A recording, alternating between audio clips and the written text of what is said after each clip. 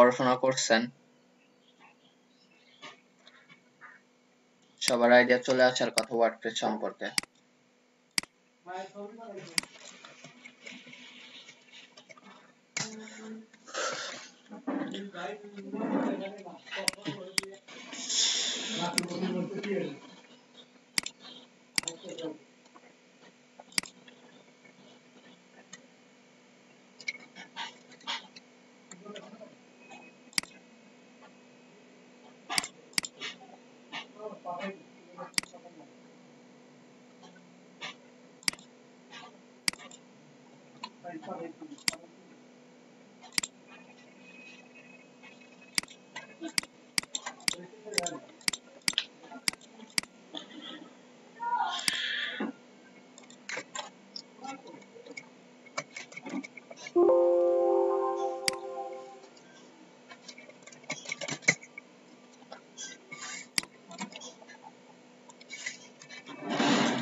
আচ্ছা, আমরা প্রথম দিকে কি কি কভার করলাম? অনেকগুলো টপিকস কিন্তু আমরা মোটামুটি কভার করে আছি, যেমন HTML, CSS, তারপর তারপর আমরা কি শিখলাম? জাভাস্ক্রিপ্ট, তারপর jQuery, ফাইনালি বুটস্ট্র্যাপ,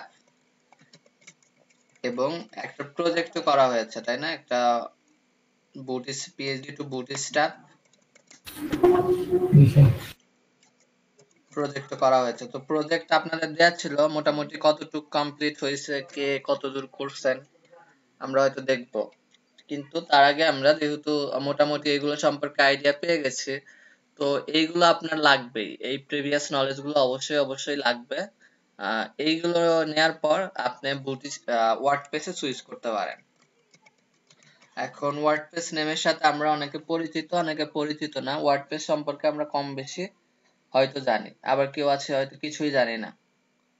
তো ওয়ার্ডপ্রেসটা কি? যদি প্রথম যদি কথা আছে যে আমরা যদি গুগলে যদি সার্চ করি যে ওয়ার্ডপ্রেস কি বা কেন, এই ধরনের অনেক আর্টিকেল আছে, ইংরেজিতেও আছে, বাংলাতেও আছে, এর আর্টিকেলের অভাব নেই।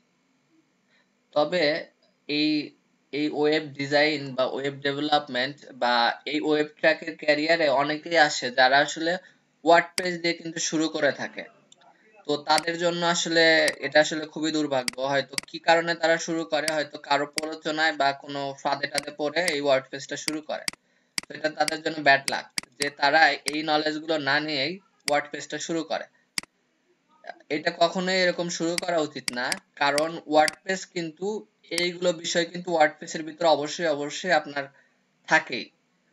ওয়ার্ডপ্রেস তো ওয়েবসাইট তৈরি করে যে এইগুলো বাদ দিয়ে যে ওয়ার্ডপ্রেস ওয়েবসাইট তৈরি করতে পারে, যে আমি ওয়ার্ডপ্রেস শিখলাম, তা কিন্তু না। ওয়ার্ডপ্রেসের ভিতরে এই এলিমেন্ট গুলো আছে, আরো কিছু আছে যেগুলো হয়তো আমরা এখনো দেখি নাই। সেইগুলো ওয়ার্ডপ্রেসের ডেভেলপমেন্টের জন্য আমাদের জন্য সব থেকে বেশি ইম্পর্টেন্ট হবে। আপাতত ডিজাইনের কনসেপ্ট গুলো থাকলে আমরা ওয়ার্ডপ্রেস নিয়ে কাজ শুরু করতে পারবো। তো আপনাদের সবাইকে আমি বলছিলাম কিন্তু যে ওয়ার্ডপ্রেসটা একটু বাসায় দেখতে। তো কে কতটুক দেখছেন বলেন তো একটু শুনি, ওয়ার্ডপ্রেস কি বলেন। যে পারেন সে বলতে পারেন, আমরা তার কাছ থেকে আইডিয়া নেই। স্যার এটা একটা সিএমএস। ওকে, গেট 1 পয়েন্ট, যে এটা একটা সিএমএস। আচ্ছা, তারপরে কেউ দেখেন নাই? এটা কিন্তু ফেসবুক কিন্তু লাইভ হচ্ছে, সো মান সম্মানের ব্যাপার আপনাদের।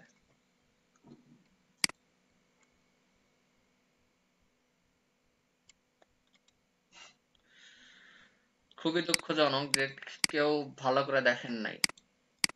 আচ্ছা, ওয়ার্ডপ্রেস কি? ওয়ার্ডপ্রেস একটা সিএমএস, একটা অ্যান্সার আসছে সিএমএস।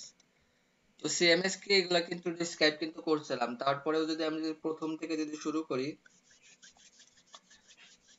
যে আমরা যে ওয়েবসাইট গুলো বানাইলাম, HTML, CSS, jQuery, Bootstrap, এগুলো সবকিছু মিলে একটা টেমপ্লেট আমরা বানাইছি, যেটা ডিজাইন করছি। এখন সেই টেমপ্লেটটা যদি ক্লায়েন্ট যদি বলে যে আমাকে একটা ওয়েবসাইট দাও, আহ, আমার এই ওয়েবসাইটে এই থাকবে, তাকে আমরা ওয়েবসাইটের ওই ডিজাইনটা তৈরি করে দিলাম। কিন্তু আমাদের ওয়েবসাইটে কি কি ল্যাকিংস আছে, যে কি কি কম আছে। আমরা যদি চিন্তা করি যে আমাদের ওয়েবসাইটটা আমরা ক্লায়েন্টকে দেয়া মাত্র, ক্লায়েন্টের যদি সিম্পল একটা জায়গায় যদি চেঞ্জ যদি দরকার হয়, সে কিন্তু নিজে ওইটা চেঞ্জ করতে পারবে না। আপনার কাছে আসবে যে আমার এই জায়গার টেক্সটটা বা ইমেজটা চেঞ্জ লাগবে। তখন আপনি কি করবেন যে আপনার ওই ফাইলটা আবার এডিট করবেন, কোড এডিটরে ওপেন করবেন, ওপেন করে যেখানে ওর চেঞ্জ দরকার চেঞ্জ করে তারপরে ওনাকে আবার ওনার কি বলে যে সার্ভারে আপলোড করে দিবেন। আপলোড করে দেওয়ার পর উনি আবার চেঞ্জটা দেখতে পারবেন। তো এরকম দেখা যাচ্ছে যে বারবার যদি ক্লায়েন্টের যদি চেঞ্জ লাগে, ক্লায়েন্ট আপনাকে বারবার রিকোয়েস্ট করবে। ক্লায়েন্ট এক প্রকার হ্যাসেল, প্লাস আপনিও এক প্রকার হ্যাসেল। এটা হচ্ছে একটা ওয়ান অফ দ্য ল্যাকিংস। তারপর আর কি ল্যাকিংস হতে পারে?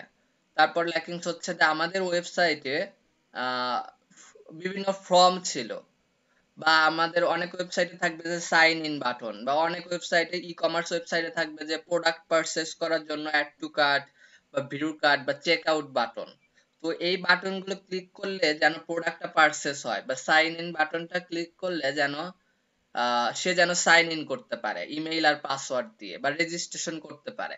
তো এই বিষয়গুলো কিন্তু আমাদের আহ, আমরা যেগুলো শিখছি এইচটিএমএল সিএসএস বুটস্ট্র্যাপ জাভাস্ক্রিপ্ট, এগুলো দিয়ে কিন্তু আমরা কিন্তু করতে পারি নাই। এগুলোর জন্য আমাকে ডেভেলপমেন্টে যেতে হচ্ছে। তো ডেভেলপমেন্টের জন্য আমরা তো জানি যে আমাদের একটা প্রোগ্রামিং ল্যাঙ্গুয়েজ বা এবং একটা ডেটাবেস ল্যাঙ্গুয়েজ আমাদের শিখতে হয়। তো এইগুলো আহ এগুলো শেখা যে খুবই সহজ, বিষয়টা এরকম না। এগুলো শেখা যে খুবই কঠিন, বিষয়টা এরকমও না।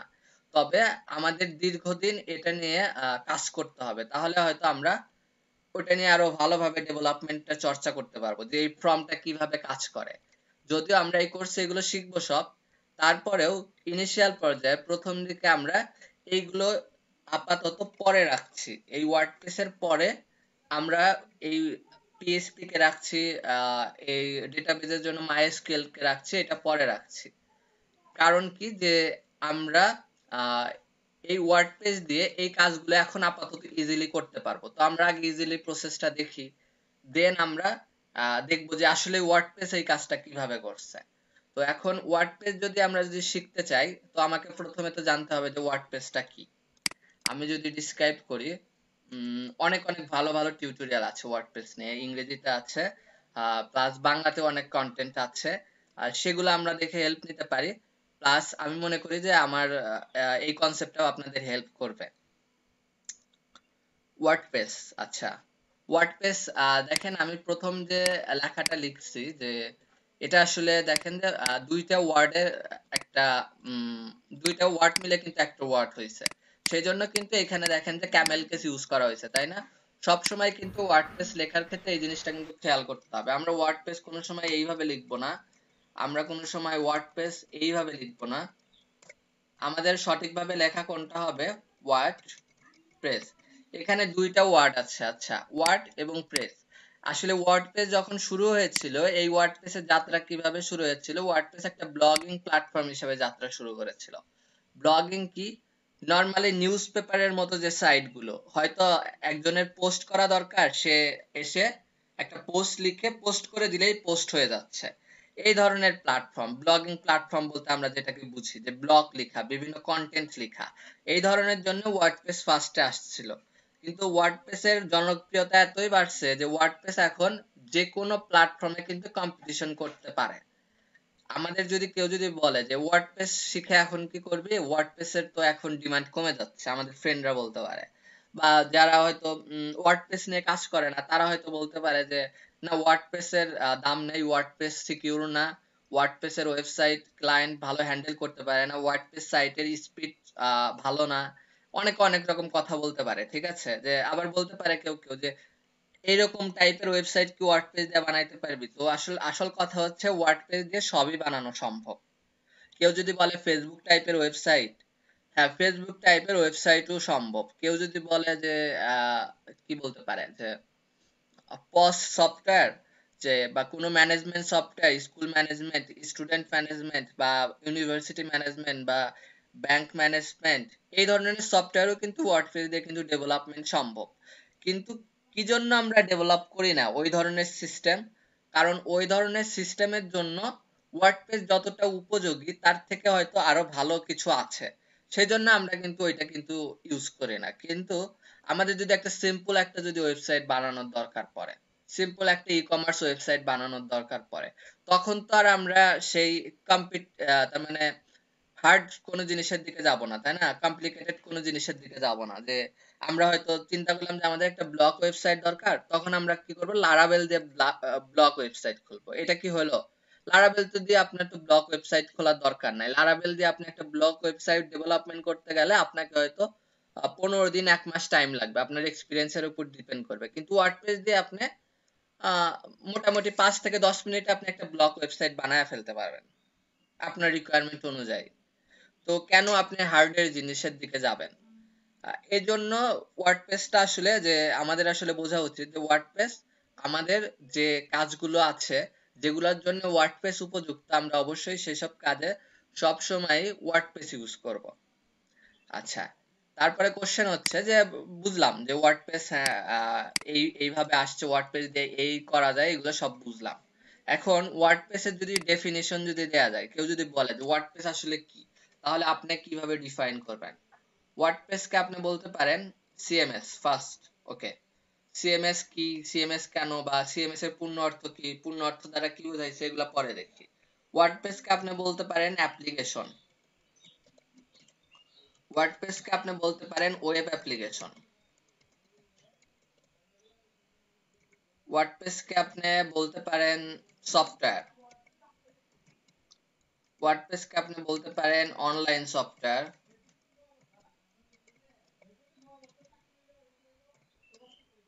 ওয়ার্ডপ্রেস কে আর কি কি বলা যেতে পারে বলেন তো? মোটামুটি এই কয়েকটা জিনিসই কমন, আমরা যদি বলি যে ওয়ার্ডপ্রেস এর এই নামগুলো। কোনো কিছু তার মানে বুঝতে না পারলে তখন কোশ্চেন করবেন। আমি যদি দেখি যে ওয়ার্ডপ্রেস, আমি প্রথমেই বলছি হচ্ছে সিএমএস। আচ্ছা, সিএমএস কি? সিএমএস ইকুয়াল টু হচ্ছে, কেউ বলেন তো? Client management system. আচ্ছা, কন্টেন্ট ম্যানেজমেন্ট সিস্টেম, গেট। আচ্ছা, এই কন্টেন্ট কোনগুলো সেগুলো আমরা জানি, তাই না? বলেন তো কি কেউ, আমরা কিন্তু পড়ছিলাম। কন্টেন্ট কোনগুলো?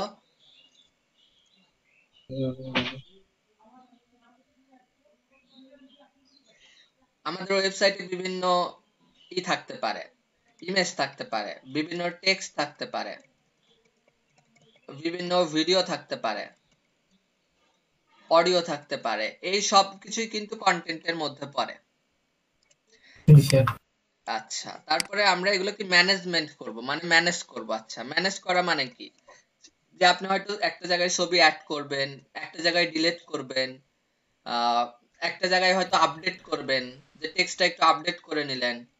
এই ধরনের কিন্তু ম্যানেজমেন্ট দ্বারা কিন্তু এগুলো বোঝায়। তো আপনার ওয়েবসাইটে যদি আপনি কোনো সিএমএস ইউজ করেন, তার মানে ওয়েবসাইটের কন্টেন্ট এইগুলো ম্যানেজ করার জন্য, এগুলো ম্যানেজ বলতে বোঝাচ্ছে অ্যাড ডিলিট আপডেট করার জন্য যে সিস্টেমটা ইউজ করবেন, সেটা, সেই সিস্টেমগুলোর মধ্যে একটা সিস্টেম হচ্ছে এই ওয়ার্ডপ্রেস। ক্লিয়ার?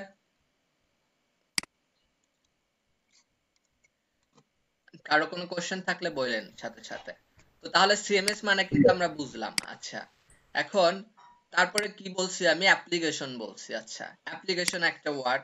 অ্যাপ্লিকেশন কি? অ্যাপ্লিকেশন বলতে আসলে কি বোঝায়? যে আহ, আমরা যদি কোনো কিছু যদি আমাদের ডিভাইসে যদি কোনো এক্সট্রা ফিচার পেতে চাই, তাই না? এক্সট্রা ফিচার বলতে কি, অ্যাপ্লিকেশনের আরেকটা ফর্ম হচ্ছে, প্লুরাল ফর্ম হচ্ছে অ্যাপস। আচ্ছা, অ্যাপ্লিকেশনটা বোঝার আগে আমরা সফটওয়্যারটা বুঝি, তাহলে আমাদের জন্য সুবিধা হবে। সিএমএস এর পরে আমি সফটওয়্যারে গেলাম, ঠিক আছে? সিএমএস এর পরে আমি সফটওয়্যারে গেলাম।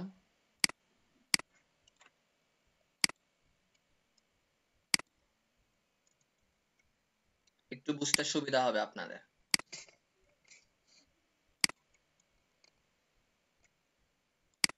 ওকে, তো সিএমএস এর পরে আমি সফটওয়্যারে গেলাম। আচ্ছা, সফটওয়্যার কি? সফটওয়্যার তো সবাই চিনি, তাই না? অ্যাডোবি ফটোশপ একটা সফটওয়্যার, বা আমরা যখন কোড এডিটর ইউজ করতেছি, ব্র্যাকেট একটা সফটওয়্যার, সাবলাইম একটা সফটওয়্যার, বা আমি এখানে গুগল ক্রোম ইউজ করতেছি একটা সফটওয়্যার, এটা ব্রাউজার টাইপ সফটওয়্যার, তাই না? তারপরে এই যে এভরিথিং নামে আমি একটা সার্চিং সফটওয়্যার ইউজ করতেছি, এভরিথিং ইজ সফটওয়্যার।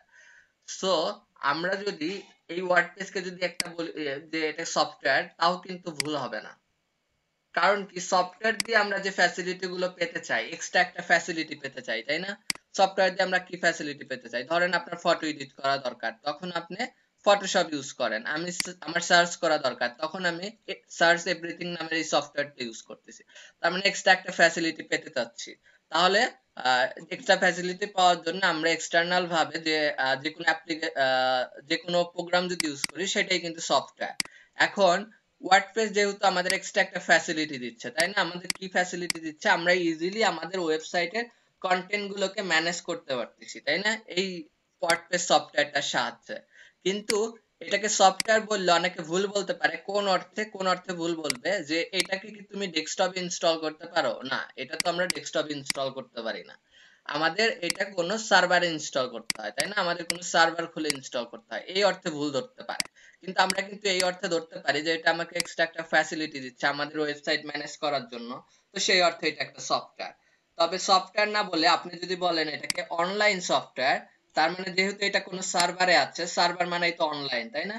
তার মানে অনলাইনে যে অনলাইনে যদি আমরা যদি কোনো ইউজ করি, অ্যাপ্লিকেশন ইউজ করি, তখন এটাকে অনলাইন সফটওয়্যার বলা যায়। তো তাহলে ওয়ার্ডপ্রেস হচ্ছে একটা সফটওয়্যার বা একটা অনলাইন সফটওয়্যার। আর সফটওয়্যার এবং অনলাইন সফটওয়্যারের আরেকটা ভার্সন হচ্ছে অ্যাপ্লিকেশন, তাই না? অ্যাপ্লিকেশন যেটাকে আমরা বলি, যে মোবাইলে যখন আমরা কোনো কিছু এক্সট্রা ফ্যাসিলিটি পেতে চাই, ধরেন যে মোবাইলে আমাদের কি দরকার, কল রেকর্ড করা দরকার, কল রেকর্ডার নামে অ্যাপস আছে আমাদের, ফেসবুকে চ্যাটের জন্য মেসেঞ্জার অ্যাপস আছে। তো এই প্রত্যেকটাই কিন্তু এক একটা অ্যাপ্লিকেশন, যদিও আমরা একে সবসময় প্লুরাল ফর্মে ডাকি, যে অ্যাপস বলে ডাকি, তাই না? সবগুলো মিলে হচ্ছে অ্যাপস, যদিও আমরা সিঙ্গেলি অ্যাপস বলি। তো এটা একটা এক্সট্রা ফ্যাসিলিটি প্রদান করে। তো সফটওয়্যার হচ্ছে, যদি আমরা যদি ডেস্কটপে ইউজ করি তো সেটা হচ্ছে সফটওয়্যার, আর আমরা যদি ফোনে ইউজ করি সেটা হয়ে যাচ্ছে অ্যাপস। এতটুকুই তো। বা আমরা যদি কোনো কি বলা যায় যে ভার্চুয়াল মেশিনে যদি ইউজ করি, তখনও কিন্তু অ্যাপস হিসেবে কাউন্ট করা হয়, তাই না? যেমন মাইক্রোসফট স্টোর আছে, তাই না? মাইক্রোসফট অ্যাপস স্টোর আছে। আপনার কম্পিউটারে যদি এক্সট্রা কোনো ফ্যাসিলিটি পেতে চান, ওদের অ্যাপস স্টোর আছে, আপনি ওখান থেকে অ্যাপস ইনস্টল করতে পারেন। তো এই ওয়ার্ডপ্রেসটাও ঠিক একই রকম ফ্যাসিলিটি আপনাকে প্রদান করবে। তারপরে ওয়েব অ্যাপ্লিকেশন বলা যায়। ওয়েব অ্যাপ্লিকেশন বলতে কি বোঝাচ্ছি, যে যে অ্যাপ্লিকেশনটা ওয়েবে আছে, তাই না? এটা যেহেতু একটা অ্যাপ্লিকেশন এবং এটা যদি অনলাইনে থাকে, তাহলে এটাকে ওয়েব অ্যাপ্লিকেশন বলা যায়। প্লাস আরেকটা নামে আপনি ডাকতে পারেন, সেটা হচ্ছে অ্যাডমিন প্যানেল। অ্যাডমিন প্যানেলটা কি? আমরা যে সবকিছু ম্যানেজ করব, তাই না? কন্টেন্টটা ম্যানেজ করব, ম্যানেজটা করব কই থেকে? আমাদের তো একটা প্যানেল থাকবে, যে প্যানেল থেকে হয়তো ইমেজ আপলোড করার অপশন থাকবে, পেজ অ্যাড করার অপশন থাকবে, পেজগুলো কিভাবে সাজাবো, পেজের নাম কি হবে, এগুলা দেওয়ার অপশন থাকবে। সবকিছু কিন্তু একটা তার মানে একটা প্ল্যাটফর্মে থাকবে, একটা পেজে থাকবে, যেখানে হয়তো আমরা সব অপশন গুলো দেখবো, তাই না? সেটাকে বলছে হচ্ছে অ্যাডমিন প্যানেল, যেটাকে ওয়ার্ডপ্রেসের ভাষায় বলতেছে হচ্ছে ড্যাশবোর্ড। ওয়ার্ডপ্রেসের অ্যাডমিন প্যানেলকে বলা হচ্ছে ড্যাশবোর্ড, ড্যাশবোর্ড হিসেবে নামে ডাকে। তো এতটুক সবার ক্লিয়ার হয়ে যাওয়ার কথা। কারো কোনো এই নিয়ে কোনো কোশ্চেন থাকলে বলতে পারেন। হ্যাঁ স্যার, ক্লিয়ার স্যার।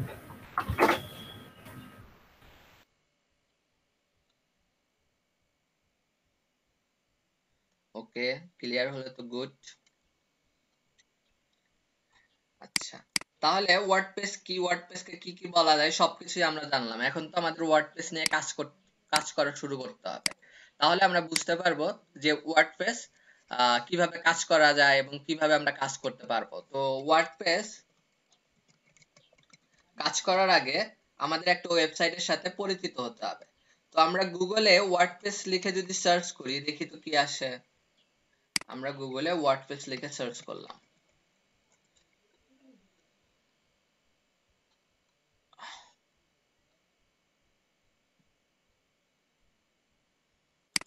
আমার এটা ইনকগনিটো উইন্ডোতে, তো সেজন্য বলতেছে ডার্ক মোড চালু করুন।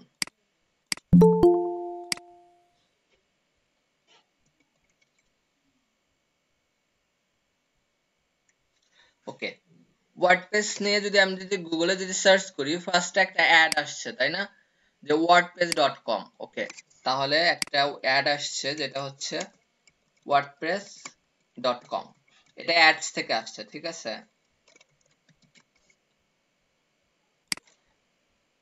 কিন্তু দেখেন যে তার নিচেই যেটা অর্গানিক রেজাল্ট বলে, যে কোনো অ্যাডস না, সেটা কিন্তু wordpress.org এর একটা সাইট আসছে, ওয়ার্ডপ্রেস। তার মানে অর্গানিক রেজাল্টটা কিন্তু, অর্গানিক বলতে কি, যেটা অ্যাডস থেকে পায়নি, যেটা গুগল থেকে অরিজিনালি কন্টেন্টের মাধ্যমে পেয়েছে, বা যে ওয়েবসাইটটা সব থেকে ভিজিট হয় বেশি, সেটা হচ্ছে wordpress.org। আচ্ছা, wordpress.com আর wordpress.org, তো আমরা অনেকে কনফিউজ হয়ে যাই যে wordpress.com আমরা ইউজ করব না wordpress.org ইউজ করব। আমরা যারা ওয়ার্ডপ্রেস নিয়ে কাজ করি, ওয়ার্ডপ্রেস ডেভেলপমেন্ট নিয়ে কাজ করব, আমাদের সব সময় wordpress.org এ কাজ করতে হয়, ঠিক আছে। এই wordpress.com আমরা ভুলে যাব, আমাদের wordpress.com এ আপাতত কোনো কাজ নেই, আমাদের কাজ হচ্ছে wordpress.org এ। তো এটা সবসময় খেয়াল রাখতে হবে, আমরা যেন wordpress.org নিয়েই সবসময় কাজ করি। আপনি wordpress.com তাহলে কাদের জন্য?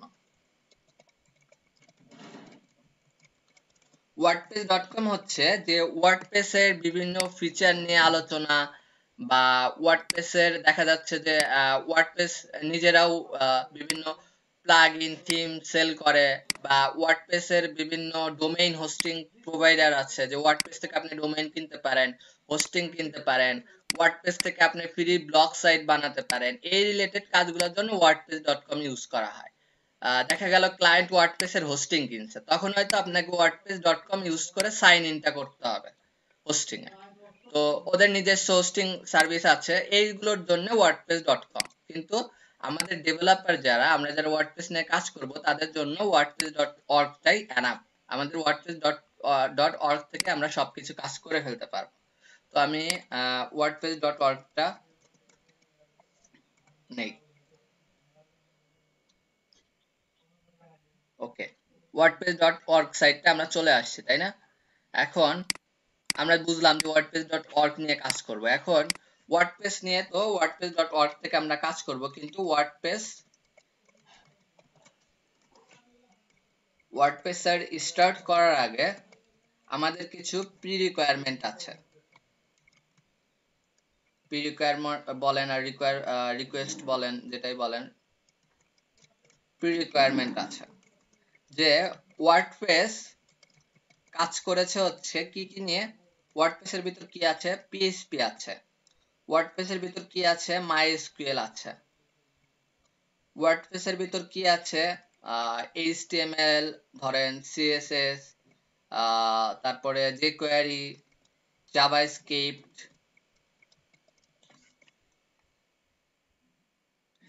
এই সবগুলো কিন্তু ওয়ার্ডপ্রেস এর ভিতর কিন্তু বাই ডিফল্ট কিন্তু দেয়া আছে। ওয়ার্ডপ্রেস এর যে ফাইলটা দেখবেন যে সবকিছু এই ওয়ার্ডপ্রেস এর ফাইলের মধ্যে আছে, সাজানো আছে। আচ্ছা, এখন আমরা HTML ইউজ করছি, CSS ইউজ করছি, jQuery ইউজ করছি, জাভাস্ক্রিপ্ট, বুটস্ট্র্যাপ, যত কিছু ইউজ করছি, সেগুলো কিন্তু আমাদের কিন্তু ইনস্টল করে নিতে হয়েছে তাই না। যেমন jQuery যখন আমরা করছি, তখন আমাদের jQuery একটা ফাইল নামাইতে হয়েছে। তারপরে জাভাস্ক্রিপ্ট যখন আমরা ইউজ করতে চাইছি, তখন আমাদের একটা ব্রাউজার ইউজ করতে হয়েছে তাই না। ব্রাউজারই কিন্তু জাভাস্ক্রিপ্টকে কিন্তু এক্সিকিউট করতে পারে। HTML ফাইলকে এক্সিকিউট করার জন্য কিন্তু ছিল, ব্রাউজার ছিল। CSS টাও এক্সিকিউট করার জন্য কিন্তু ব্রাউজার ছিল। কিন্তু এই পিএইচপি আর মাইএসকিউএল কে রান করার জন্য বা এক্সিকিউট করার জন্য যেটা দরকার, সেটা আমাদের নাই, সেটা আমাদের পিসিতে কিন্তু নাই। আমাদের পিসিতে অবশ্যই পিএইচপি ইনস্টল করা থাকতে হবে, আমাদের পিসিতে অবশ্যই মাইএসকিউএল ইউজ করা থাকতে হবে।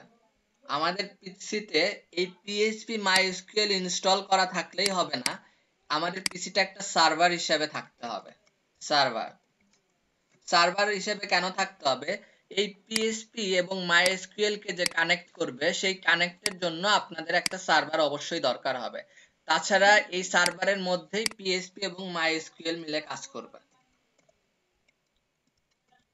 এই সার্ভারের মধ্যে পিএইচপি এবং মাইএসকিউএল মিলে কাজ করবে। তো এত এত কিছু আমাদের একটু কমপ্লেক্স লাগতে পারে, যে তাহলে আমাকে এখন পিএইচপি ইনস্টল করতে হবে, মাইএসকিউএল ইনস্টল করতে হবে, এগুলা কোথায় পাবো? এগুলো হয়তো গুগল সার্চ করলে আপনি সবকিছু পেয়ে যাবেন। যে পিএইচপি এর জন্য php.net সাইট আছে, এই যে php.net, এখানে দেখবেন যে ওদের ডাউনলোডের অপশন আছে, এই যে ডাউনলোড। তারপরে আপনাদের MySQL আছে। তো এক সময় যখন সফটওয়্যার গুলো ছিল না, সব রকমের সফটওয়্যার ছিল না, সব রকম বলতে আমি যেটা বুঝাচ্ছি হয়তো অনেকে বুঝতে পারছেন, কিন্তু এই পিএইচপি মাইএসকিউএল সার্ভার এগুলো আলাদা আলাদা আমাদের ডাউনলোড করে ইনস্টল করতে হতো পিসিতে, এবং সেগুলো নিয়ে কাজ করতে হতো। কিন্তু আমাদের এখন অনেক সুবিধা হয়েছে যে আমাদের এগুলো আর ইনস্টল করতে হবে না। আমরা একটা সফটওয়্যার ইনস্টল করলে সেই সফটওয়্যারের ভিতর আমরা এই তিনটাই পেয়ে যাব, এই পিএইচপিও পেয়ে যাব, মাইএসকিউএল এ পেয়ে যাব, সার্ভারও পেয়ে যাব। ঠিক আছে? সেই সফটওয়্যার গুলো অনেক অনেক নামে আছে, যেমন জ্যাম্প নামে একটা সফটওয়্যার আছে, জ্যাম্প। তারপরে কি আছে, ওয়াম। কেউ বলেন তো লারাগন আরো স্যার, দু একটা সফটওয়্যারের নাম। লারাগন। লারাগন। তারপরে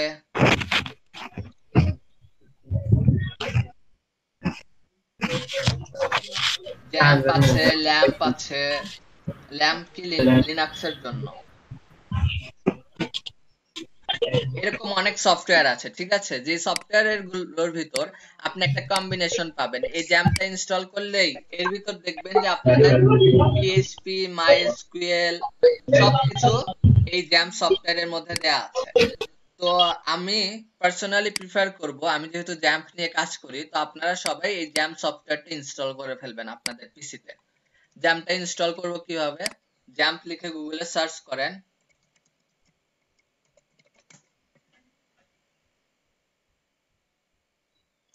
দেখেন জ্যাম্পস লিখে সার্চ করলে যে ওয়েবসাইটটা আসে, যে apache friend.org, এবং এখানে যাবেন।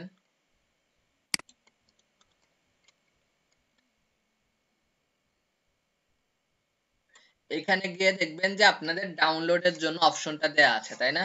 এই যে আপনাদের ডাউনলোডের জন্য উইন্ডোজের জন্য এটা, যারা উইন্ডোজ ইউজ করেন, কেউ যদি লিনাক্স ইউজ করে থাকেন তাহলে এটা, অ্যাপেল ইউজ করে থাকলে এটা। তো আমরা যেহেতু সবাই উইন্ডোজ ইউজ করি, তো আমরা এই ভার্সনটা ডাউনলোড করব। ঠিক আছে? এটার উপর আমরা ক্লিক করি। ক্লিক করার পর দেখবেন যে আপনার ডাউনলোডটা স্টার্ট হয়েছে। এটা 157 মেগাবাইটের একটা সফটওয়্যার। তো সবাই এটা ডাউনলোড করে ফেলেন। আর যাদের ডাউনলোড করা আছে তারা ইয়েস বলেন। আমার ডাউনলোড করা আছে। আচ্ছা, একজনের ডাউনলোড করা আছে, আর কার কার ডাউনলোড করা আছে? আচ্ছা স্যার, স্যার আমার তো লারাগন ডাউনলোড করা আছে। হ্যাঁ, লারাগন থাকলেই হবে, আপনি যেটাতে কমফোর্টেবল। তবে আমি জ্যাম দিয়ে করাবো আর কি। আপনি লারাগনের ভিতর পিএইচপি মাই অ্যাডমিন ইনস্টল করছেন? স্যার ওয়ার্ডপ্রেস ইনস্টল করা আছে। পিএইচপি মাই অ্যাডমিন দিলে আপনার আসে? ওটা দেখি নাই স্যার, কিন্তু ওয়ার্ডপ্রেস ইনস্টল করা আছে আমার। আমরা তো ডেটাবেজের ভিতর সরাসরি কাজ করব, তো তখন আমাদের পিএইচপি মাই অ্যাডমিন দরকার হবে। আপনাদের লাইভ লিংক এটাই শেয়ার করে দেই।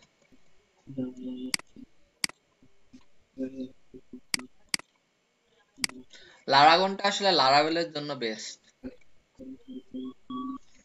কারণ লারাগনে তো আপনি ওয়ার্ডপ্রেসে ক্লিক করলেই ওয়ার্ডপ্রেস অটোমেটিক ইনস্টল হয়ে যাবে, আপনার ইনস্টলও করা লাগবে না ম্যানুয়ালি। কেউ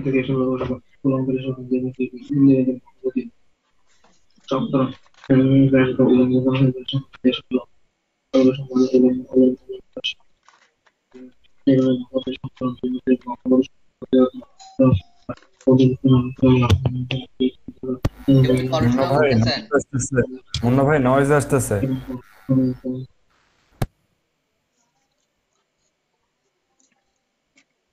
আচ্ছা, তো এটা সবাই ইনস্টল করে ফেলবেন।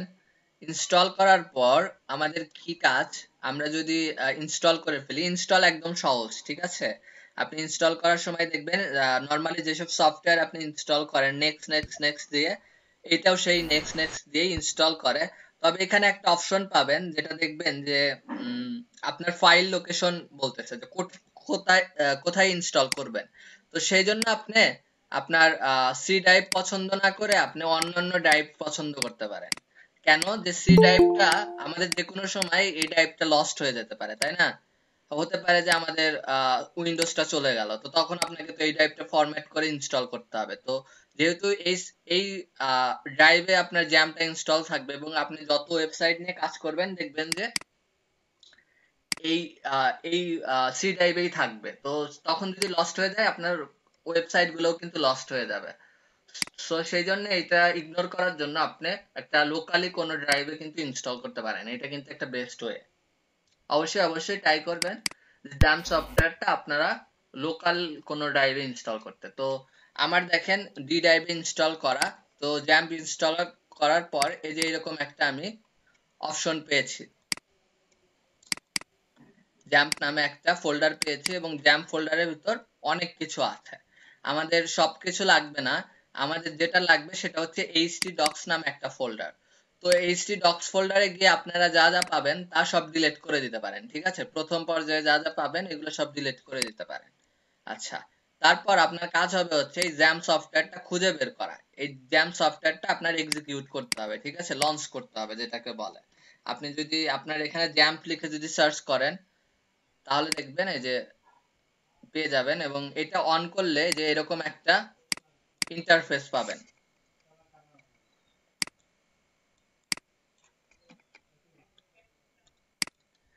জ্যাম্প ইনস্টল করার পর এরকম একটা ইন্টারফেস পাবেন এবং এখানে দেখেন যে অনেক কিছুই আছে, যে যেমন কিছু বাটন আছে, স্টার্ট এবং অ্যাডমিন, কনফিগ, লকস, কনফিগার, এই ধরনের কিছু বাটন আছে। আর কিছু অপশন আছে এদের পাশে, যে অ্যাপাচি, মাইএসকিউএল, ফাইলজিলা, টমক্যাট, এগুলো অনেক কিছু অপশন আছে। তবে আমাদের সবকিছু লাগবে না, আমাদের যে দুইটা জিনিস লাগবে সেটা হচ্ছে আমাদের অ্যাপাচিটা লাগবে। অ্যাপাচিটা কি? অ্যাপাচিটা হচ্ছে সার্ভার এবং অ্যাপাচির মধ্যেই পিএইচপিটা ইনস্টল করা আছে। অ্যাপাচিটা হচ্ছে সার্ভার এবং এই সার্ভারের ভিতরে পিএইচপিটা ইনস্টল করা আছে। তো অ্যাপাচির পাশে থাকা এই স্টার্ট বাটনে যখন আপনি ক্লিক করবেন তখন অ্যাপাচি এবং পিএইচপি এই দুইটা কিন্তু একসাথে কিন্তু স্টার্ট হয়ে যাবে। তারপরে আপনাকে যেটা স্টার্ট করতে হবে সেটা হচ্ছে মাইএসকিউএল, যেটা হচ্ছে ডেটাবেস, তাই না? আমরা যে ডেটাগুলো নিয়ে কাজ করব, ওয়ার্ডপ্রেস যেহেতু মাইএসকিউএল ডেটাবেস নিয়ে কাজ করছে, তো আমাদের এইটাকেও স্টার্ট করতে হবে। তো এই দুইটা আপনি অবশ্যই অবশ্যই স্টার্ট করে নেবেন। স্টার্ট। তো স্টার্ট করার পর আপনি যদি দেখেন যে দুইটা গ্রিন হয়েছে তাহলে আপনি বুঝবেন যে আপনার কাজ সাকসেসফুল, আপনি সাকসেসফুলি স্টার্ট করতে পারছেন, কোনো সমস্যা হয়নি। কিন্তু অনেক সময় অনেকের প্রবলেম হবে যে দেখা যাচ্ছে স্টার্ট দিছেন, রেড হয়ে আছে, এবং এইখানে দেখবেন যে অনেক কিছু লেখা আসতেছে যে can't start due to port error, হ্যান ত্যান, অনেক কিছু লেখা থাকতে পারে। আপনার পিসির উপর নির্ভর করবে, যে আপনার পিসিতে যদি কোনো ইরর থাকে সেই ইরোটার উপর এই সার্ভারটা স্টার্ট করতে ফেইল হতে পারে। তো এটা এটা এটা সবাই ট্রাই করেন আমার সাথে, যদি কেউ যদি এখনই যদি অন আমারও করেন। প্রবলেম হয়েছিল, ইনস্টল করতে আমারও প্রবলেম হয়েছিল। সেটা হচ্ছে আমার ওই যেটা পোর্টটা ফ্রি ছিল না, এটা চলতে তো যে পোর্টটা দরকার সেই পোর্টটা ফ্রি ছিল না, যার জন্য এটা পুরা ইয়েলো হয়েছিল, রেড হয়েছিল। পরে ওই পোর্টটা ফ্রি করে ওই অ্যাপস গুলো আনইনস্টল করে দেওয়ার পরে এটা ফ্রি হয়েছে পোর্টটা, তারপরে এটা ইনস্টল করতে পারছি, মানে ব্যবহার করতে পারছি। হ্যাঁ, এই ধরনের ইরর গুলো, জ্যাম্পের যত ইরর আছে সব আপনি গুগলে সলভ পাবেন। যে জ্যাম্পের পোর্ট ইরর, যে এই যে এটা একটা ইরর, এটা একটা মোস্ট কমন ইরর, যদিও আমি জীবনে পাই নাই। এই যে জ্যাম্পের পোর্ট ইরর কি করে এটা সলভ করতে হয়, যে আপনার স্কাইপের জন্য এই পোর্টটা ইরর হতে পারে, এই ধরনের অনেক কিছু কিন্তু অনলাইনে কিন্তু সলভ আছে, ইউটিউবেও সলভ আছে। তো এইগুলো দেখে একটু সলভ করে নিতে হবে। প্লাস সলভ যদি একদমই যদি না হয় আপনি আমার কাছে আসবেন, সবকিছু সলভ আছে, আমি করে দিব।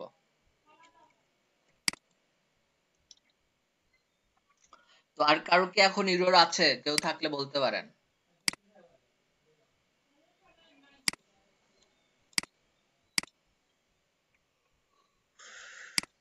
ডাউনলোড হচ্ছে। ওকে, ডাউনলোড দেন।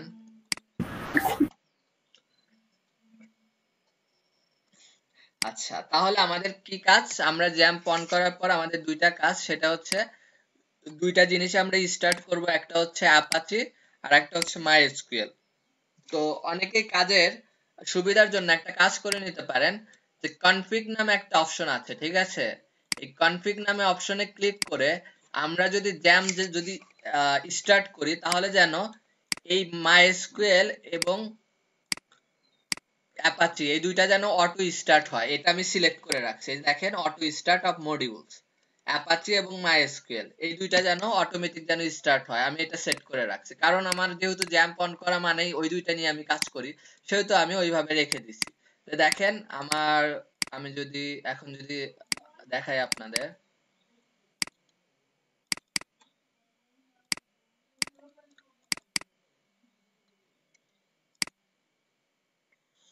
হুম হুম হুম,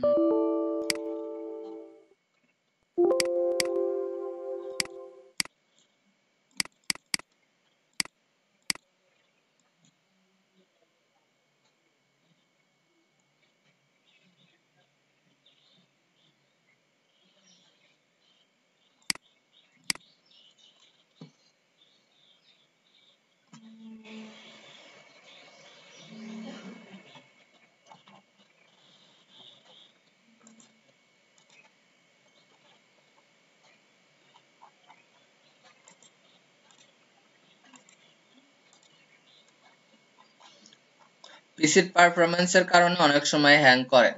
যাদের পিসিতে লো পারফরম্যান্স তারা এরকম প্রবলেমে পড়তে পারেন। আচ্ছা, দেখেন যে আমার এখন আর জ্যামটা নাই, তাই না? আমি যদি জ্যামটা যদি ওপেন করি, তাহলে দেখেন আমার এই যে অটোমেটিক অ্যাপাচি এবং মাইএসকিউএল কিন্তু স্টার্ট হয়ে গেছে। তো এই অপশনটা কিন্তু আপনাদের দেখাই দিলাম।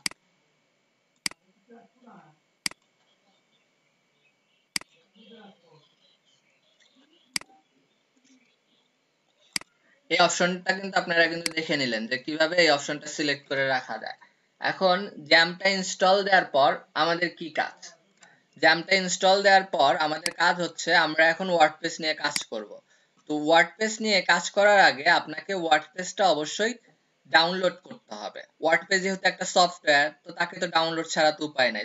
ডাউনলোড ছাড়া আমরা সফটওয়্যার ইউজ করব কি করে? তো সেটা আমরা যদি ডাউনলোড করতে চাই, এই যে গেট ওয়ার্ডপ্রেস নামে একটা বাটন আছে,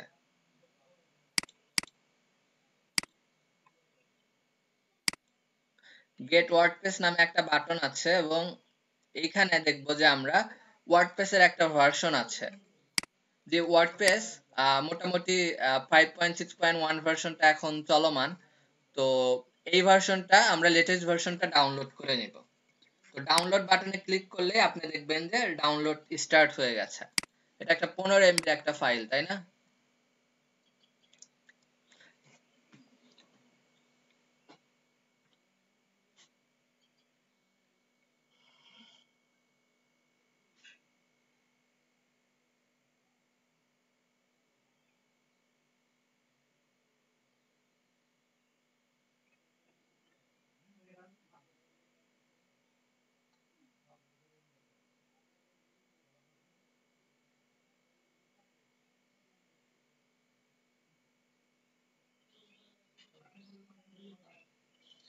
ফাইলটা আমি ডাউনলোড করে নিলাম, 15 এমবি একটা ফাইল। এবং আমাকে দেখেন ডাউনলোড দেওয়ার পরে একটা ওরা একটা ই দিছে, পপ আপ দিছে যে হুডরে you are on your way with the latest WordPress. তো ওদের কাছে সব রকমের ডকুমেন্টেশন আছে যেটা আমাদের সাপোর্ট করবে ওয়ার্ডপ্রেসটা ইউজ করা। তো ওয়ার্ডপ্রেসের কিছু হোস্টিং সাজেশনও আছে, তাই না? আমরা যদি অনলাইনে যদি ওয়ার্ডপ্রেসটা ইউজ করতে চাই, ডিম হোস্ট ইউজ করতে পারি, ব্লু হোস্ট ইউজ করতে পারি। যদিও আমি পার্সোনালি ব্লু হোস্টে সার্ভিসটা ভালো পাইনি। ব্লু হোস্টের যেসব ক্লায়েন্টের কাজ করা হয়েছে, most of the site is slow. কি কারণে আমি জানি না সঠিক, যদিও ওরা কিন্তু এই কি বলে ব্লু হোস্টকে রিকমেন্ড করে। তো এখানে কিছু ইনস্টলেশনের কিছু ব্যাপার দেয়া আছে, যে with our famous 5 minutes installation setting up WordPress for the first time is simple. We have created a handy guide to see you through the installation process. Handy গাইডে লেখা আছে যে আপনি কি করে ওয়ার্ডপ্রেস ইনস্টল করতে পারেন, সবকিছু ওদের ডকুমেন্টেশন দেয়া আছে, how to install WordPress. WordPress এখানে বলা আছে যে ওয়ার্ডপ্রেস কি, WordPress is well known for its ease of installation. Under most circumstances, installing WordPress is very simple. Thing to know before installing WordPress install করার আগে আমাকে কি কি জানতে হবে before you begin the install there are few things you need to have do refer the article if you need multiple WordPress instances refer installing multiple WordPress তার মানে আমাদের যদি মাল্টিপল ওয়ার্ডপ্রেস যদি ইনস্টল করা দরকার পড়ে হয়তো আমার অনেকগুলো ওয়েবসাইট তাই না আমার অনেকগুলো ওয়েবসাইট হয়তো আমি একটা ইনস্টলেশন দ্বারাই চালাবো তো সেই জন্য এই গাইডলাইনটা বেসিক ইনস্ট্রাকশন বেসিক কিছু ইনস্ট্রাকশন দেয়া আছে তো এইগুলো পড়লে আপনি ভালোই বুঝবেন আপনাদের জন্য রিকমেন্ড থাকলো যে এটা একটু পড়ে দেখবেন প্রথম দিন আর আমরা না পড়েই দেখেন কি করে কাজ করা যায় যে আমরা কি করলাম জ্যাম্পটা স্টার্ট করছি এবং জ্যাম্পের আমাদের ওই ড্রাইভে জ্যাম্প ফোল্ডারে যাওয়ার পরে দেখবেন যে htdocs নামে একটা ফোল্ডার আছে htdocs নামে একটা ফোল্ডার আছে এই ফোল্ডারটাকে সহজে চেনার জন্য আমি এটার আইকনটা চেঞ্জ করে দিয়েছি ঠিক আছে এই চেঞ্জ আইকন থেকে রাইট ক্লিক করে প্রপার্টিস এ ক্লিক করে কাস্টমাইজ থেকে চেঞ্জ আইকন করে আমি এই আইকনটা চেঞ্জ করে দিয়েছি রেড করে রাখছি যেন এটা যেন সহজেই চেনা যায় যেহেতু আমার এই ফোল্ডারটি নিয়েই সবসময় কাজ করতে হয় তো htdocs এর ভিতর আমি গেলে দেখবো যে ওদের জ্যাম্পের কিছু ফাইল আছে তো আমি ফার্স্টে ওইগুলো ডিলিট করে দিচ্ছি এখন যেসব ফাইল দেখতেছেন সবই আমার ক্রিয়েট করা ফাইল তো আপনাদের জন্য যদি আমি একটা ফাইল ক্রিয়েট করি তাহলে আমি ঝালকাঠি নামে একটা ফাইল ক্রিয়েট করলাম ফাইল বলতে আমি এখানে ফোল্ডার বোঝাচ্ছি তো এই ঝালকাঠি নামে আমি একটা ফোল্ডার ক্রিয়েট করলাম আচ্ছা তো জ্যামটা যেহেতু ইনস্টল হয়ে গেছে তো এই জ্যামটাকে ধরার জন্য আপনার ব্রাউজার থেকে আপনাকে একটা কিওয়ার্ড লিখতে হবে যেটা হচ্ছে লোকাল হোস্ট নাম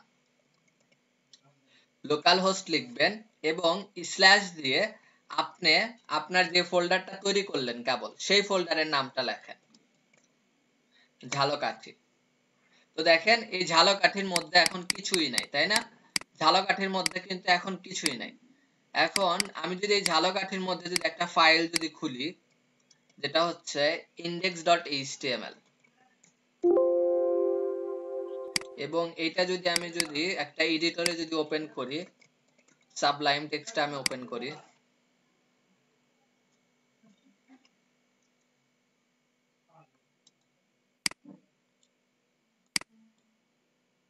সাবলাইম টেক্সট ওপেন করে আমি HTML এর ফরম্যাটটা নিয়ে নিলাম এবং এখানে একটা টাইটেল লিখে দেই this is my Jhalakathi folder ওকে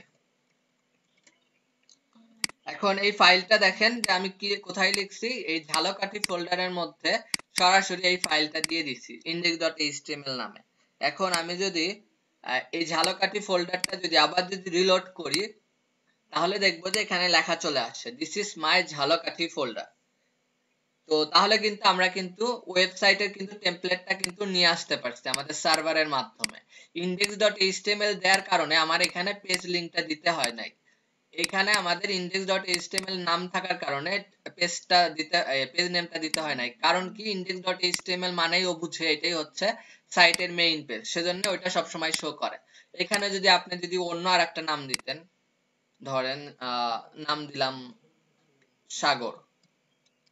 সাগর.html তাহলে কি হতো তারপরে এখন আমি রিলোড করি তাহলে দেখেন যে আমার এখন ওই আগের মতো দেখাচ্ছে না এখন আমাকে এই ফাইলের লোকেশন গুলো দেখাচ্ছে যে এখানে এই ফাইল আছে তো এখন আমি এই সাগর.html টা ওপেন করতে চাই আমাকে ইউআরএল টা দিয়ে দিতে হবে সাগর.html এই যে তাহলে পাচ্ছি তার মানে এখন ক্লিয়ার হয়ে গেল কেন আমরা index.html দিয়ে মেইন হোম পেজটা খুলি এটা আপনাদের ক্লিয়ার হয়ে যাওয়ার কথা এখন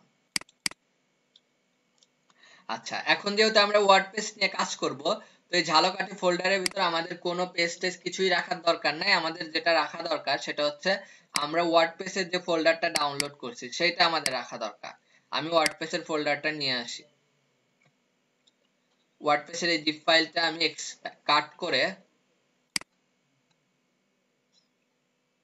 কাট না আমি কপি করেই নিয়ে আসি আমাদের আবার লাগতে পারে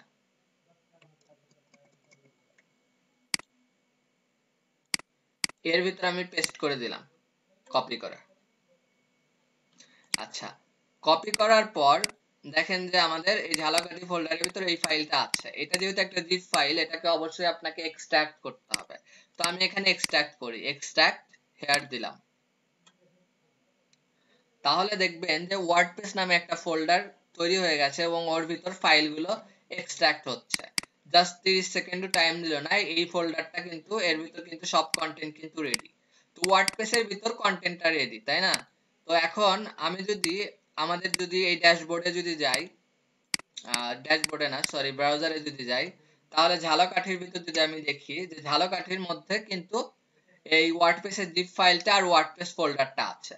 ওয়ার্ডপ্রেসের উপর ক্লিক করলে দেন দেখবো যে একটা ফাইল লোড হচ্ছে, একটা পিএসপি একটা ফাইল লোড হবে।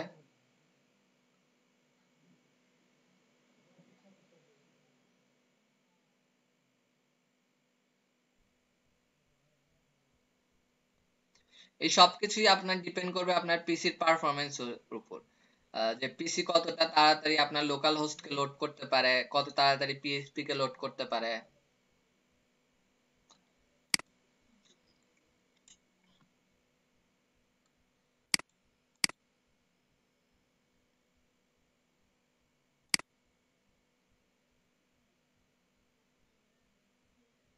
দেখবেন যে একটা ফাইল লোড হয়েছে, তাই না? সেটা কি WordPress Jhalakathi /wordpress /wp admin /setupconfig.php, তাই না? এরকম একটা ফাইল লোড হয়েছে। তো আমরা যেহেতু আমরা কাজ করতেছি কিন্তু ঝালকাঠি ফোল্ডারে, কিন্তু ওয়ার্ডপ্রেস নামে আরেকটা ফোল্ডার ক্রিয়েট হয়ে গেছে মাঝখানে। তো এই জিনিসটা যদি আমরা যদি এড়াতে চাই, তাহলে আমাকে ওয়ার্ডপ্রেস এর মধ্যে যে ফাইলগুলো আছে সেগুলো এর বাইরে নিয়ে আসতে হবে, এই ওয়ার্ডপ্রেস এর সাথে থাকবে, ঠিক আছে? তো আমি এই সব ফোল্ডার কি করি, কাট করে এইখানে দিলাম। এইখানে দেওয়ার পর দেখেন আমাদের দুইটা ফাইল এখন আছে, যে ওয়ার্ডপ্রেস নামে একটা ফোল্ডার আছে, এর ভিতর কিছু নাই। তো ফাঁকা ফোল্ডার তো আমার রেখে লাভ নাই, আমি ডিলিট করে দিলাম। আর ওয়ার্ডপ্রেস 5.6.1 এই জিপ ফাইলটাও আমাদের এখন আর দরকার নেই, এটা আমি কেটে দিলাম। তো এখন যদি আমি লোকাল হোস্ট /ঝালকাঠি দেই,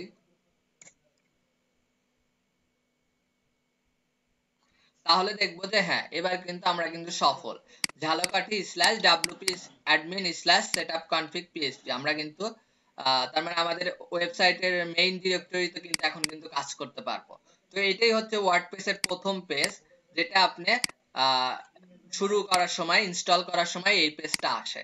আপনি জাস্ট কি করবেন, ওয়ার্ডপ্রেস এর ফাইলগুলো এক্সট্রাক্ট করে আপনার ডিরেক্টরিতে রাখবেন এবং আপনার ব্রাউজারে এসে আপনার রুট ডিরেক্টরির নাম ধরে কল করবেন। আপনার এই wp admin কল করার দরকার নাই, আপনি জাস্ট রুট ডিরেক্টরি ধরে কল করবেন,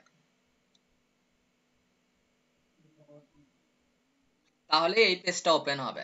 তো এখানে দেখেন ফার্স্টে বলতেছে যে ল্যাঙ্গুয়েজটা সিলেক্ট করতে, ঠিক আছে?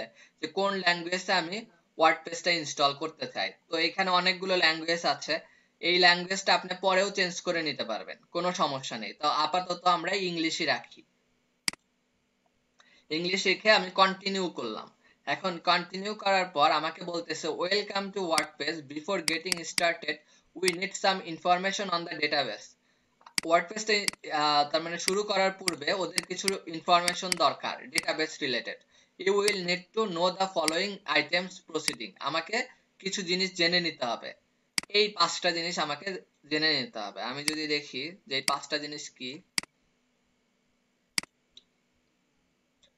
আমাকে ডেটাবেস নেম জানতে হবে, তাই না? আমাদের ডেটাবেসের নাম কি, আমাদের ডেটাবেসের ইউজার নেম জানতে হবে, আমাদের ডেটাবেসের পাসওয়ার্ড জানতে হবে, আমাদের ডেটাবেসের হোস্ট কি সেটা জানতে হবে।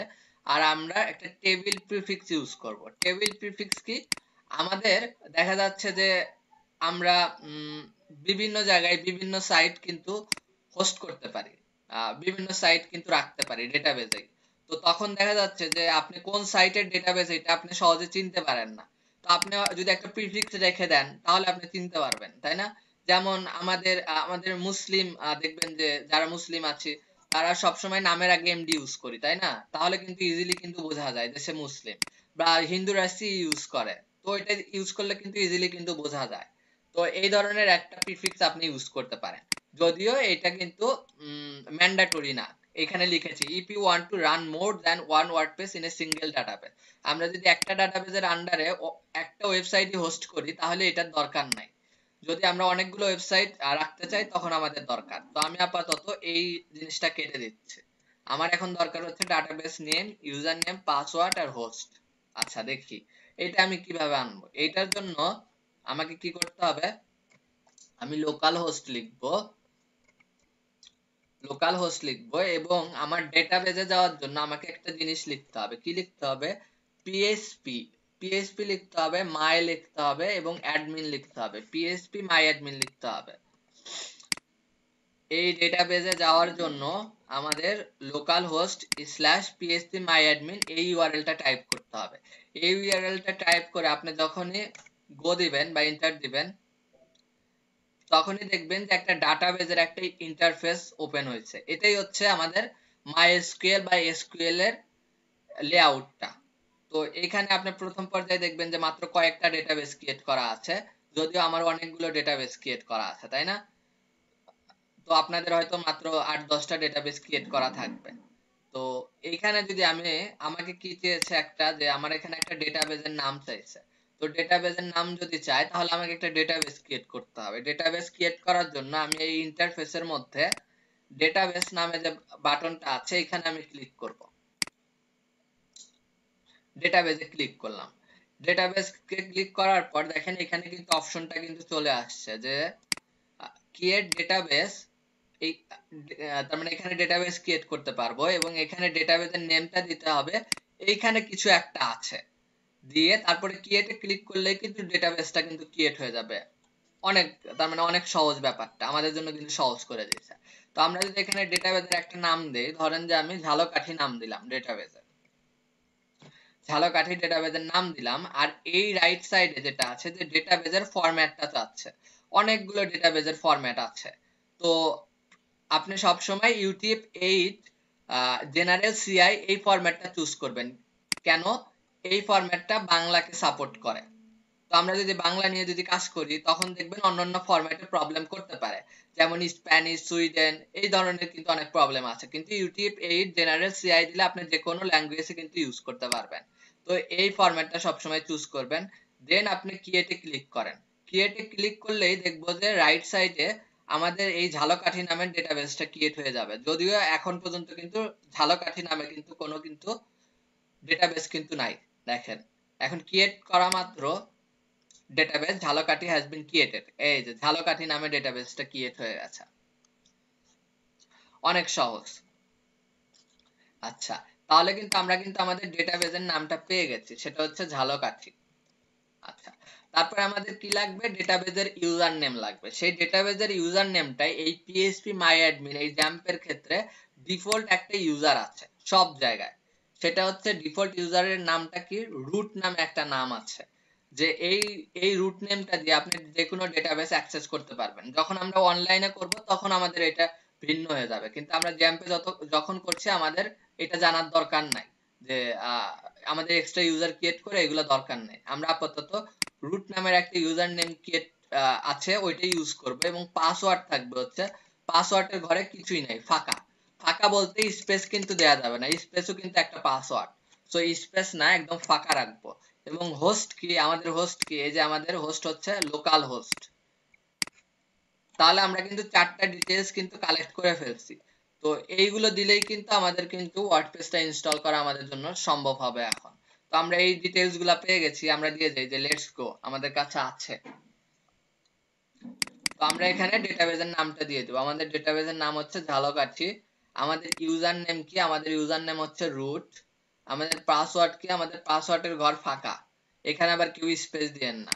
আমাদের হোস্ট কি? Local host. আর আমাদের টেবিল প্রিফিক্স কি? আমরা আপাতত টেবিল প্রিফিক্স ওরা যেটা দিয়ে রাখছে সেটাই আমরা দিয়ে রাখলাম। দেন আপনি যদি সাবমিটে ক্লিক করেন দেখবেন যে পেজটা লোড হচ্ছে এবং লোডের পর বলতেছে অলরাইট, সবকিছু ঠিক আছে। ঠিক আছে, এখন বলতেছে সবকিছু ঠিক আছে। আচ্ছা আমরা যদি ভুল করতাম তাহলে কিন্তু এই পেজটা কিন্তু আসতো না। তো আমরা দেখি যে এই পেজটা আমরা ভুল করলে কি দেখায়, এই জিনিসটা আমরা একটু ট্রাই করি যে আসলে ভুল করলে কি দেখাবে।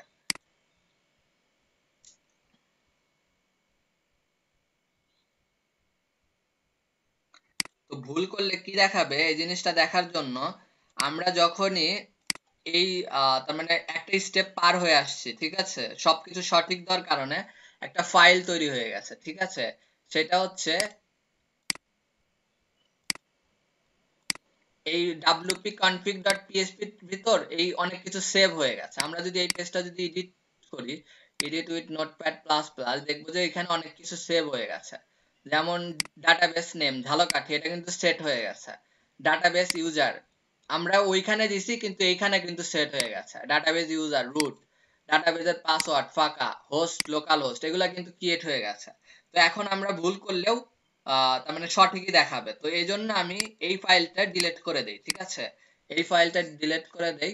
এবং এই স্যাম্পল নামে আর একটা ফাইল আছে, স্যাম্পল নামে একটা ফাইল আছে, এই স্যাম্পল ফাইলের ভিতর কিছুই সেভ করা নাই। তো আমি এই জিনিসটা এই অবস্থাতেই রাখি। এর ভিতর যদি আপনি যদি এডিট করেন, এরকম একটা ওরা ফাইল দিয়ে রাখছে আমাদের জন্যই, যে আমাদের যদি এরকম যদি দরকার হয় যে কনফিগ ফাইলটা আমরা ভুলে সেভ করছি অন্য কিছু, আমাদের আবার এডিট আমাদের আবার রিসেট আপ করার প্রয়োজন, তখন আমরা ওই স্যাম্পল ফাইলটা ইউজ করতে পারি। তো দেখেন এই যে wp-config.php এর ভিতর কিন্তু কিছুই কিন্তু নাই। এই যে ইউজার নেম হবে, পাসওয়ার্ড এখানে হবে, তো এর ভিতর কিন্তু কিছু নাই। তো আমি এখন আবার পুনরায় এবার সেটআপটা শুরু করি এবং এবার কিন্তু ভুল করব। আমি কি করলাম, আবার ঝালকাঠিতে ঢুকলাম, local host / Jhalakathi.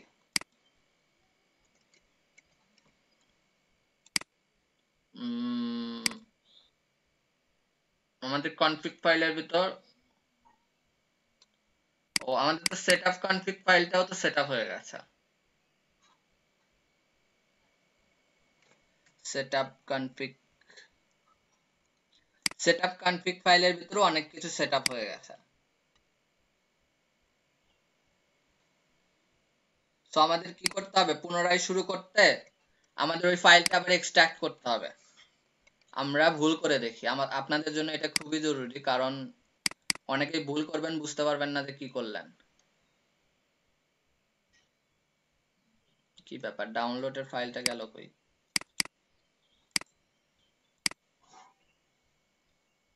Sheet, recycle বিন,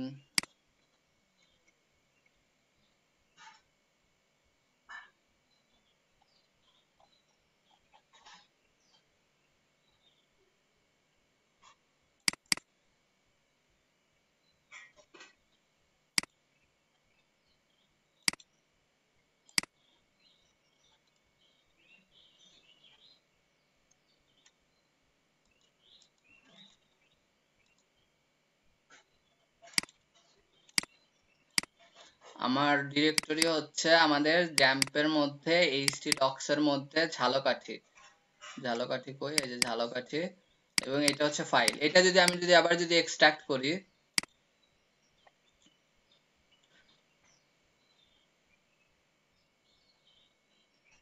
এক্সট্রাক্ট করার পর আমরা সব ফাইলগুলো বাইরে নিয়ে আসবো, তাই না?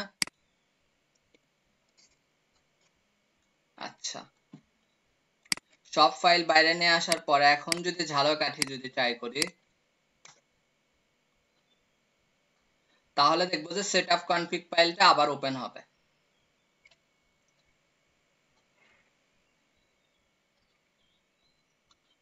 এই ফাইলটা তৈরি হতে একটু টাইম নিচ্ছে।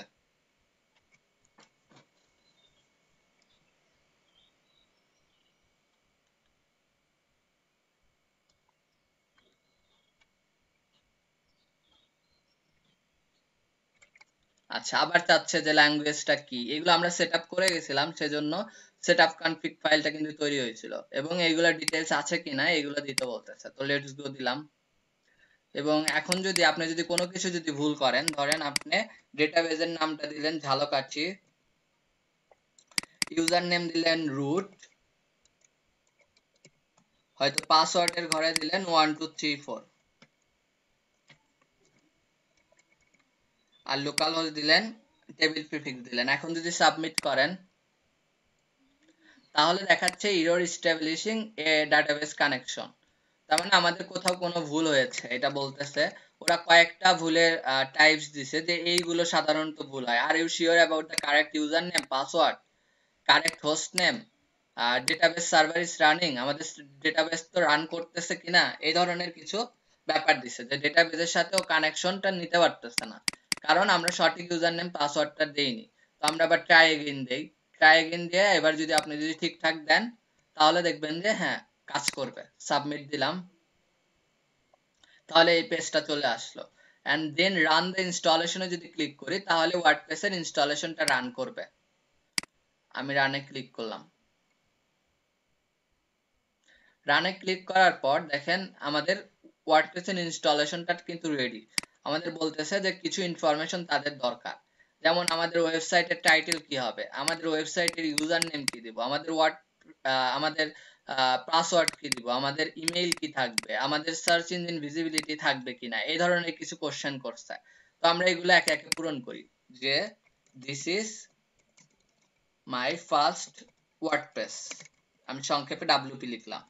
ইউজার নেম কি হবে, ইউজার নেম আপনি একটা ইউজার নেম দিবেন যেটা আপনি ইউজার নেম রাখতে চান। যেমন সবাই কি কম বেশি চুজ করে যে অ্যাডমিন অ্যাডমিন রাখে, তো এই ধরনের ইউজার নেম চুজ না করাই ভালো। আপনি এমন একটা নেম চুজ করবেন যেটা কেউ যেন আন্দাজ যেন না করতে পারেন। তো এখন কাজের সুবিধার্থে হয়তো অনেকে অ্যাডমিন অ্যাডমিন ইউজ করবেন, তো এই অভ্যাসটা দেখবেন যে পরবর্তীতেও থেকে যাবে। তো সবার জন্য রিকমেন্ডেশন অবশ্যই এখন আপনি একটা ভালো একটা ইউজার নেম পিক করবেন। যেমন আপনার নিক নেম পিক করতে পারেন, হয়তো যেটা কেউ জানে না, বা কিছু অ্যালফাবেট ইউজ করতে পারেন আগে পরে, বা কিছু নিউমেরিক ইউজ করতে পারেন, অনেক কিছু রাখা যাবে।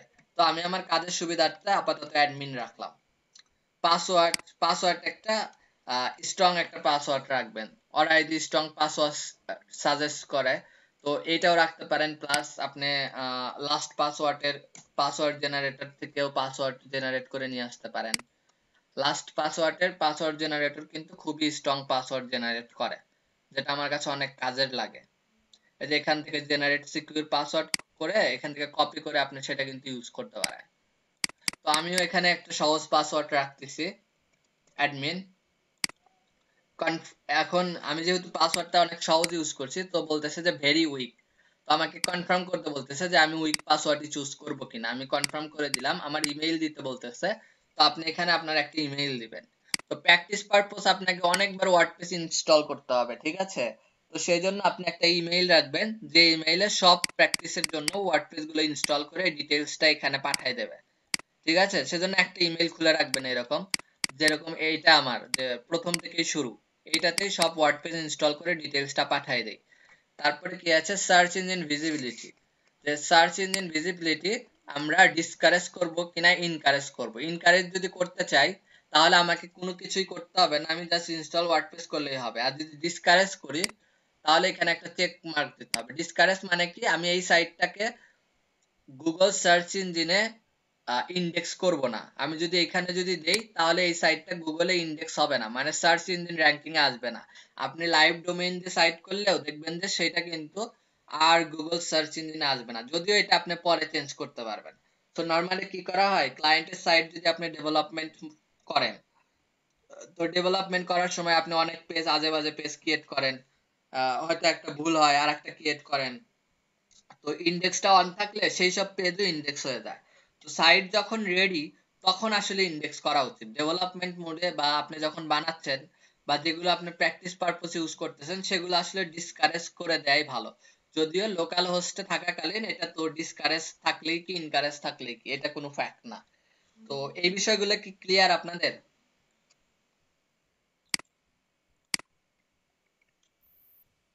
কারো কোনো ক্লিয়ার। কারো কোনো কোশ্চেন? স্যার এই পর্যন্ত বুঝছি স্যার। অনেক দ্রুত যাচ্ছি, হয়তো অনেকের প্রেসার হয়ে যাচ্ছে, কিন্তু না দেখেন ঠিকই আছে। মাত্র 1.5 ঘন্টায় এত সময় আমি মাত্র অল্প একটু কন্টেন্ট কভার করতে পারছি। সবাই একটু ভিডিও অন করেন।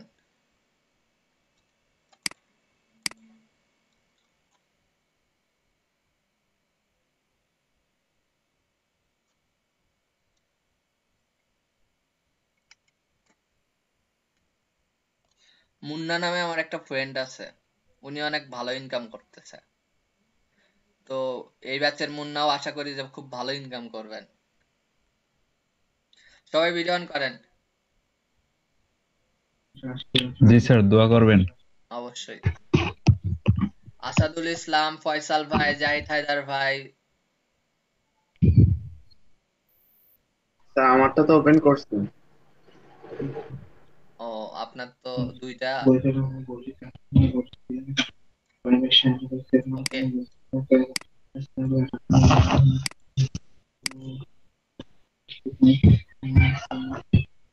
অফ করতে পারেন।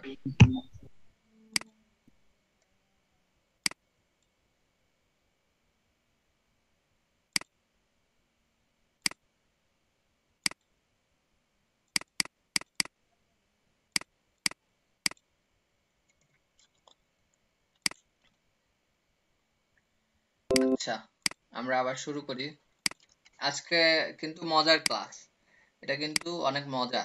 ওয়ার্ডপ্রেসটা যারা HTML CSS বেসিক পারেন, হয়তো ফাঁকিবাজি করছেন কিছুটা, তাদের জন্য ওয়ার্ডপ্রেসটা কিন্তু কাজে দেবে। সে কিন্তু শুরু করতে পারবেন। এবং ওয়ার্ডপ্রেসে যে ভালো করবে সে মার্কেট প্লেসে ভালোভাবে কাজটা দখল করতে পারবে। কারণ ফ্রন্ট এন্ডের HTML CSS কাজের তুলনায় ওয়ার্ডপ্রেসের কাজ অনেক বেশি। তো যারা ফাঁকিবাজি করছেন বা যারা একটু বেসিক একটু দুর্বল, তাদের জন্য রিকমেন্ডেশন হবে ওয়ার্ডপ্রেস আমি যা যা করাচ্ছি মাস্ট বি আপনি প্র্যাকটিস করবেনই। এর কোনো যেন ব্যতিক্রম যেন না হয়। ওল্ড অ্যাসাইনমেন্ট হয়তো পড়ে আছে, ওটা এখনো করতে পারেন না, ওইগুলো এখন বাদ রাখেন। আপনি আগে এটা কমপ্লিট করবেন, তারপরে সময় পেলে ওইটা করবেন। তারপরে দেখেন আমি ইনস্টল ওয়ার্ডপ্রেসে ক্লিক করছি। তো ইনস্টল ওয়ার্ডপ্রেসে ক্লিক করলেই আমাদের মোটামুটি কাজ শেষ হয়ে যাবে। স্যার এই যে এখানে যে জিমেইলটা দেওয়ার কথা বললেন, এই জিমেইলের ব্যাপারে একটু আবার যদি বলতেন ভালো হতো। জিমেইলটা কি, আমাদের দেখা যাচ্ছে আমরা যদি লাইভে যদি সাইট রাখি, তো অনেক সময় আমরা পাসওয়ার্ড ভুলে যাই। তো তখন দেখা যাচ্ছে যে আমাদের সাইটের পাসওয়ার্ডটা রিকভারি করা দরকার, আমরা জিমেইল দিয়ে রিকভারি করতে পারি। প্লাস আপনার ওয়েবসাইটে হয়তো ইউজার চেঞ্জ করা দরকার, বা আপনি দেখা যাচ্ছে আপনার মেইল পাঠাতে চান কন্টাক্ট ফর্ম থেকে, তো সেই সব কারণে আপনি একটা একটা ইমেইল সবসময় একটা কম্পোজারি একটা ইমেইল রাখবেন। কারণ আপনি এক এক সময় এক এক ইমেইল ইউজ করলে আপনি ভুলে যাবেন যে আপনি কোনটা ইউজ করছেন, তখন আপনাকে ডাটাবেস থেকে রিকভারি করতে হবে।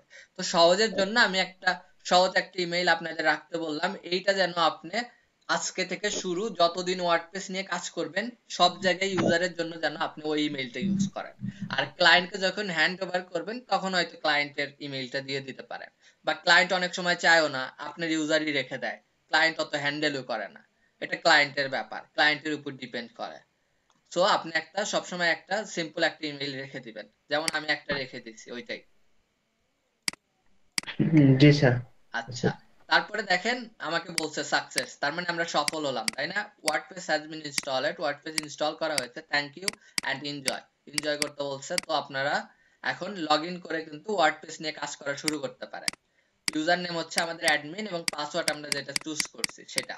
ওকে, লগ ইনে যদি ক্লিক করি, তাহলে দেখেন যে আমাকে ইউজার নেম এবং পাসওয়ার্ড চাচ্ছে। লগইনে যদি আমি ক্লিক করি তাহলে আমাকে ইমেইল এবং পাসওয়ার্ড চাচ্ছে। আচ্ছা, এই লগইন পেজটা কই থেকে আসলো, আমাদের কোশ্চেন হতে পারে। তো এটা পরে আমরা দেখি, এই লগইন পেজটা থেকে আমরা লগইন পরে করি। তো আমরা আপাতত লোকাল হোস্ট থেকে আমরা কি টাইপ করব, আমাদের যে ফোল্ডারের নেমটা ঝালকাঠি, এখানে গিয়ে দেখি যে এখানে কি অবস্থা। এখানে দেখেন আমাদের একটা কিন্তু ডিফল্ট কিন্তু একটা সাইট কিন্তু তৈরি হয়ে গেছে, একটা ডিফল্ট একটা সাইট কিন্তু রেডি হয়ে গেছে। যেখানে কি কি আছে, যে আমাদের সাইটের টাইটেল আছে, সাইটের ট্যাগলাইন আছে, একটা পোস্ট আছে হ্যালো ওয়ার্ল্ড, পোস্টের ডিটেইলস, পোস্টের ক্যাটাগরি অনেক কিছু কিন্তু এখানে কিন্তু ডিটেইলস দেয়া আছে। লাস্টে ফুটারও আছে, একটা ডিফল্ট কিন্তু একটা স্ট্রাকচার তৈরি হয়ে গেছে জাস্ট ওয়ার্ডপ্রেসটা ইনস্টল করার কারণে।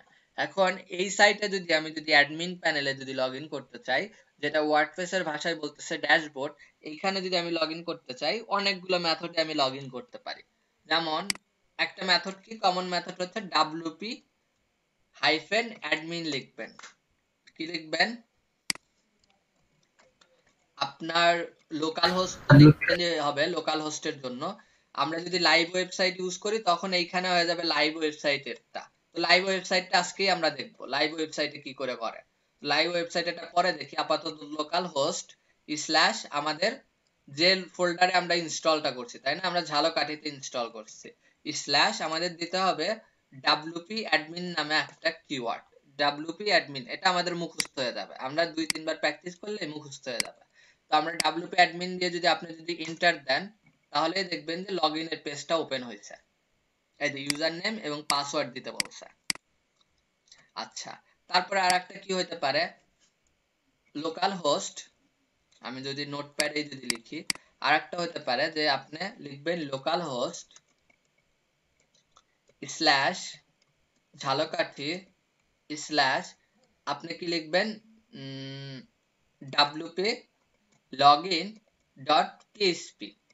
তার মানে কি যে আমরা যখন এই লোকাল হোস্ট স্ল্যাশ wp অ্যাডমিনটা যখন দেই, দেখেন যে ওই পেজটাই কিন্তু ওপেন হয়, wp login ডট php ফাইলটাই কিন্তু ওপেন হয়, এই যে wp login ডট php। তো এটা কিন্তু আমরা ডাইরেক্ট কিন্তু ওপেন করতে পারি। আমরা যদি ডাইরেক্ট যদি এই পেজটা যদি ওপেন করি, দেখি তো আছে কিনা।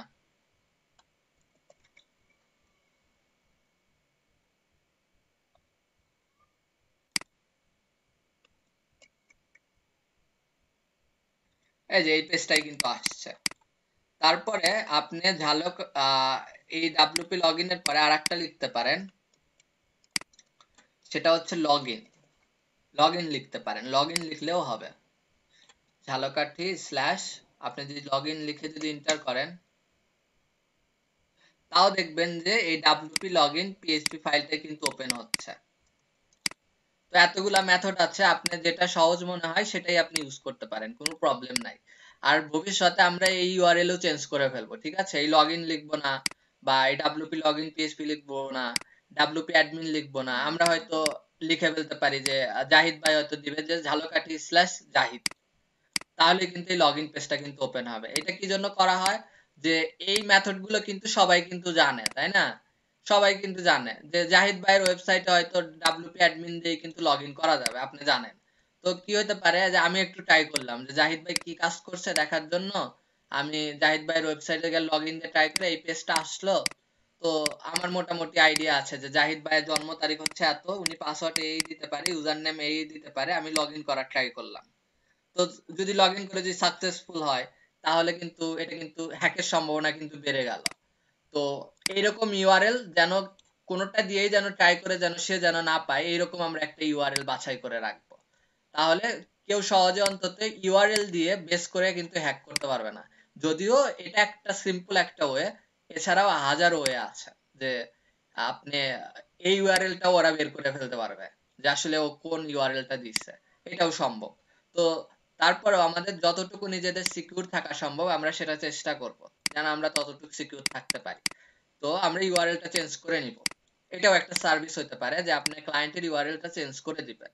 ক্লায়েন্ট হয়তো আসছে যে আমার সাইটে তো প্রতিদিন প্রচুর স্প্যামিং হচ্ছে, আমি হ্যাকের ভয়ে আছি, তো আমাকে একটা সিকিউর করার জন্য কিছু ওয়ে বলো। তো সিকিউর করার ওয়ের ভিতরে আপনি অনেকগুলো ওয়ে বলতে পারেন। তো একটা ওয়ে হতে পারে এইটা যে আমি তোমার লগইন ইউআরএলটাই চেঞ্জ করে দিব। তো এটাও কিন্তু একটা ওয়ে। আচ্ছা, এখানে তাহলে লগইন পেজটা আসলো, এরপরে আমাকে কি দিতে হবে, ইউজার নেম দিতে হবে এবং পাসওয়ার্ড দিতে হবে। আচ্ছা, আমি এখানে ইউজার নেম দিলাম অ্যাডমিন এবং পাসওয়ার্ড দিলাম অ্যাডমিন। ওকে, তাহলে এখন লগইন চাপলে কিন্তু লগইন হয়ে যাবে। তাছাড়া পাশাপাশি একটা বাটন আছে যেটা রিমেম্বার মি, সবাই তো এটার কাজ জানি, যে এটা দিয়ে থাকলে এরপরে আসলেও দেখবো যে আমাদের লগইন অবস্থাতেই আছে, তাই না? এই জন্য এটা। তো একই সাইটে যখন আপনি লং টাইম কাজ করেন তখন আপনি রিমেম্বার মি দিয়ে রাখতে পারেন। অথবা এরকম যদি হয় যে এই সাইটটা অনেক ভালো একটা সাইট, এটা সিকিউরিটির প্রয়োজন আছে, তখন আপনি রিমেম্বার মিটা রাখবেন না, কারণ আপনার ক্যাশ কুকিজে পাসওয়ার্ড জমে তার মানে সেভ হয়ে থেকে এটা একটা রিস্কের ফ্যাক্টর হতে পারে। প্লাস এখানে আরো কিছু বাটন আছে, যেমন লস্ট ইওর পাসওয়ার্ড, আমরা যদি পাসওয়ার্ড যদি হারাই ফেলি যেটা ফরগট পাসওয়ার্ডের মতো কাজ করবে। আর একটা হচ্ছে হোম পেজে যাওয়ার জন্য, go to this is my first wp, এই পেজে যাওয়ার জন্য। তো এগুলো হচ্ছে এই পেজের মূলত কাজ।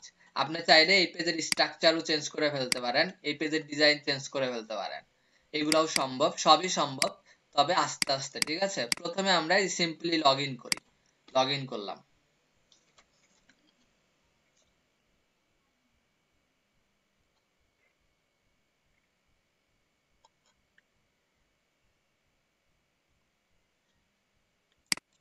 আচ্ছা, লগইন করার পরে দেখেন যে একটা ইন্টারফেস ওপেন হয়েছে, এইটাকেই বলে ওয়ার্ডপ্রেসের ড্যাশবোর্ড।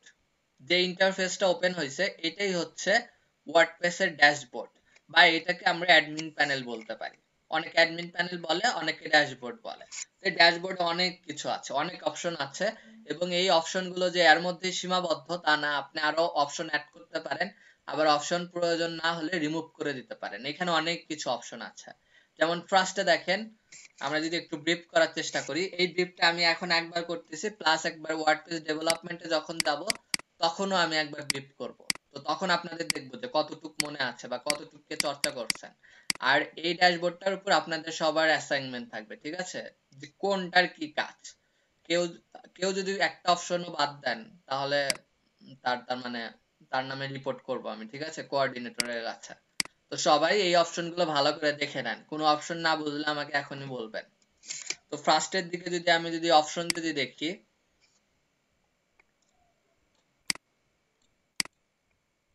আপনারা তো জানেনই যে কোঅর্ডিনেটরের কাছে কমপ্লেইন করলে আপনাদের সার্টিফিকেট পেতে প্রবলেম হয়ে যাবে। তো আমাকে এটা না করতে হয়।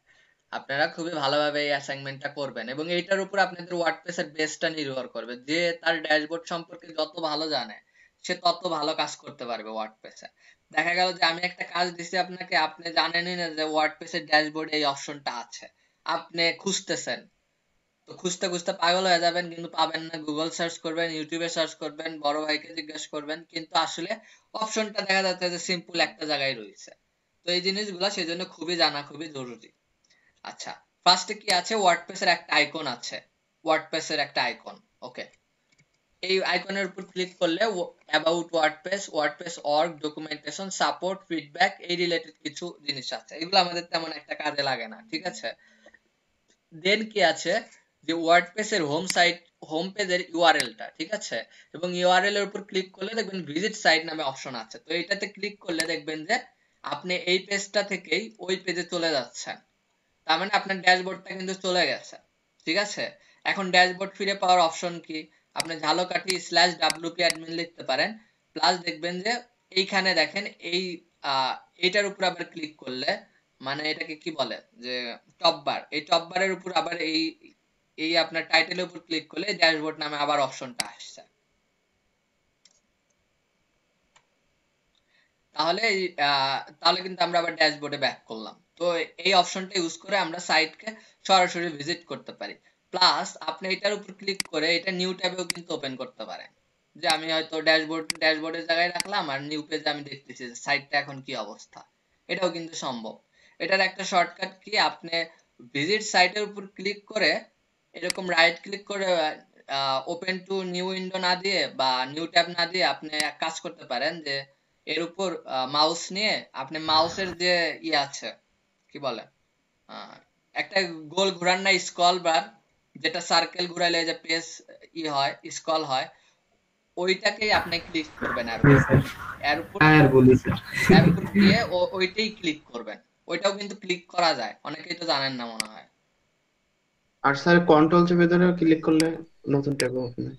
হ্যাঁ হ্যাঁ, অনেকগুলো অপশন আছে, যদিও আমি পার্সোনালি এই সার্কেলটাকেই এই স্ক্রল বারটাকেই আমি ক্লিক করি, এটা আমার অভ্যাস।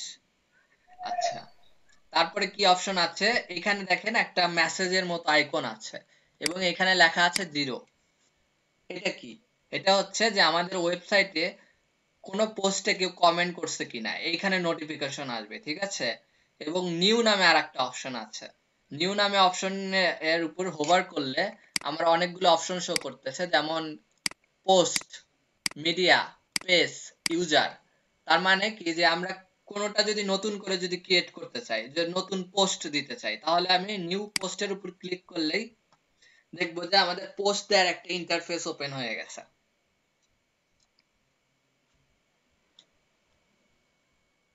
লোকাল হোস্টে এত স্লো কাজ করতেছে কি বলবো।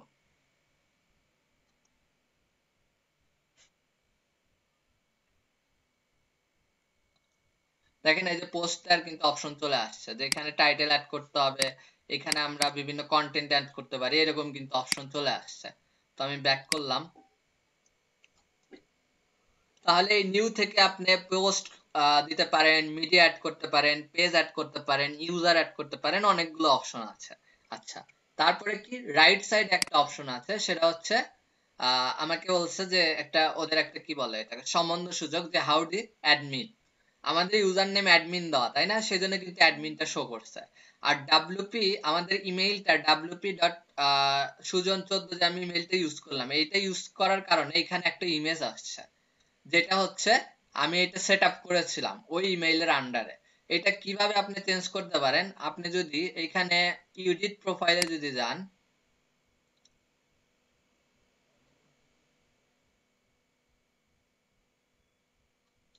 এডিট প্রোফাইলে যদি যান তাহলে এখানে দেখেন প্রোফাইল পিকচার নামে একটা অপশন আছে, এবং এখানে you can change your profile picture on Gravatar. এই গ্যাভাটারের সাথে ওয়ার্ডপ্রেসের একটা লিংক আছে, ঠিক আছে। তো এই গ্যাভাটার ওয়েবসাইটে আপনি যদি সাইন ইন করে যদি আপনার ইমেজটা যদি সেট আপ করে রাখেন, তাইলেই আপনি ওইখানে পিকটা চেঞ্জ করতে পারবেন। এটা কুকিজ থেকে পাচ্ছে, আমার ওল্ড ইমেজটা কুকিজ থেকে পাচ্ছে, অনলাইনে হলে এরকম হবে না। যদি আমি ইমেজটা চেঞ্জ করে দিচ্ছি, এইখানে গিয়ে আপনি আপনার ইমেজ রিমুভ করা, অ্যাড করা, নতুন এইগুলো কিন্তু পারবেন। আচ্ছা আমার ইমেইলটা, ও এটা অন্য ইমেইল, দাঁড়ান ওয়েট,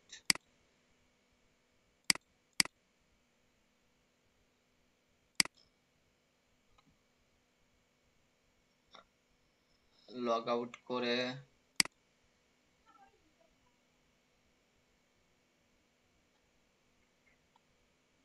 আচ্ছা আমার সাইন ইন এ অটো সাইন ইন দেওয়া আছে, এই জন্য আমি সাইন ইন করতে পারতেছি না। অটো সাইন ইন দেওয়া আছে, গুগলে পাসওয়ার্ড সেভ করা আছে, সেই জন্য এই প্রবলেমটা হচ্ছে।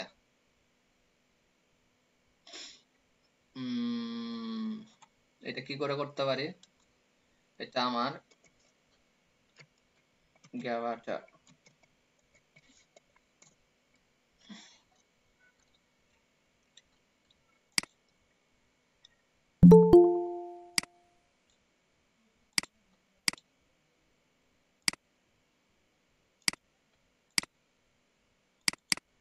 আমি পাসওয়ার্ড তো ভুলে গেছি। পাসওয়ার্ড হচ্ছে wp, এখানে আমার আপনার ইমেইলটা দিয়ে যদি আপনি লগ ইন করেন তাহলে ওইখান থেকে পিকটা চেঞ্জ করে নিতে পারবেন, আমি আপাতত দেখাচ্ছি না। তো এইখানে দেখেন তাহলে এই যে আপনি এখানে কি কি অপশন পাচ্ছেন, আপনার অ্যাডমিন কে সেটা দেখা যাচ্ছে, এডিট প্রোফাইল নামে একটা অপশন আছে, লগ আউট নামে একটা অপশন আছে। আচ্ছা, তো এখানে এডিট প্রোফাইলে যদি আপনি ক্লিক করেন তাহলে এই পেজটা ওপেন হবে তাই না। এইখানে দেখেন প্রোফাইলের অনেকগুলো ফ্যাসিলিটি এখানে লেখা আছে। তো আমরা এটা পরে আসছি, ইউজার থেকে আমরা যাব, আপাতত এটা দেখাচ্ছি না। আর লগ আউট করলে তো লগ আউট হয়ে যাবে। আচ্ছা, তারপরে আমরা ড্যাশবোর্ডে আবার ব্যাক করি, ড্যাশবোর্ডের উপর ক্লিক করে হোমে ক্লিক করলে এই যে মেইন ড্যাশবোর্ডে কিন্তু চলে আসছে। আচ্ছা, তারপরে এখন এখানে কি আছে, যে এখানে দেখেন স্ক্রিন অপশন নামে একটা অপশন আছে, স্ক্রিন অপশন। তো এই স্ক্রিন অপশনে কি, যে আমাদের যে হোম পেজে যে অনেক কিছু দেখাচ্ছে তাই না, এই যে এখানে ওয়ার্ডপ্রেসের ইভেন্ট গুলো দেখাচ্ছে, এখানে ওয়ার্ডপ্রেসের অ্যাক্টিভিটি গুলো দেখাচ্ছে, হয়তো আরো কিছু প্লাগইন অ্যাড করলে সেইগুলোর রিলেটেড অনেক কন্টেন্ট দেখাবে। এইখানে এই যে তার মানে শর্টকাট কিছু দেয়া আছে, এখানে অনেক কিছু আছে। তো এই জিনিসগুলো আপনি যদি করতে চান, যে এগুলো নিয়ে যদি কাজ করতে চান, যেগুলো আপনি কোনটা শো করাবেন করাবেন না, সেটা এই স্ক্রিন অপশনের মাধ্যমে আপনি পারবেন। এই স্ক্রিন অপশনে ক্লিক করলে দেখবেন যে এই অপশনগুলো শো করতেছে। যেমন আমি যদি সবকিছু দিয়ে অফ করে দেই, site health, at a glance, activity, quick draft, WordPress event, news, welcome, এগুলো সব তার মানে রিমুভ করে দিলাম, তাহলে কিন্তু এখন কিন্তু আমার ড্যাশবোর্ড কিন্তু ব্ল্যাঙ্ক। তো এটাই হচ্ছে এই ব্যাপারটা। তো এখানে আপনি কি কি শো করাতে চান, শো করাতে চান না, সেগুলো রেখে দিতে পারেন। আবার এগুলো কিন্তু ড্রাগ এন্ড ড্রপও করা যায়, ঠিক আছে, যে আপনি হয়তো একটার পর একটা শো করাবেন, কোনটা কার পরে শো করাবেন, এগুলো কিন্তু এখানে কিন্তু আছে। ড্রাগ এন্ড ড্রপ করে আপনি জাস্ট মাউস দিয়ে ক্লিক করে কিন্তু নড়াচড়া করতে পারবেন। তো আমি আপাতত সবকিছু অফ করে রাখি।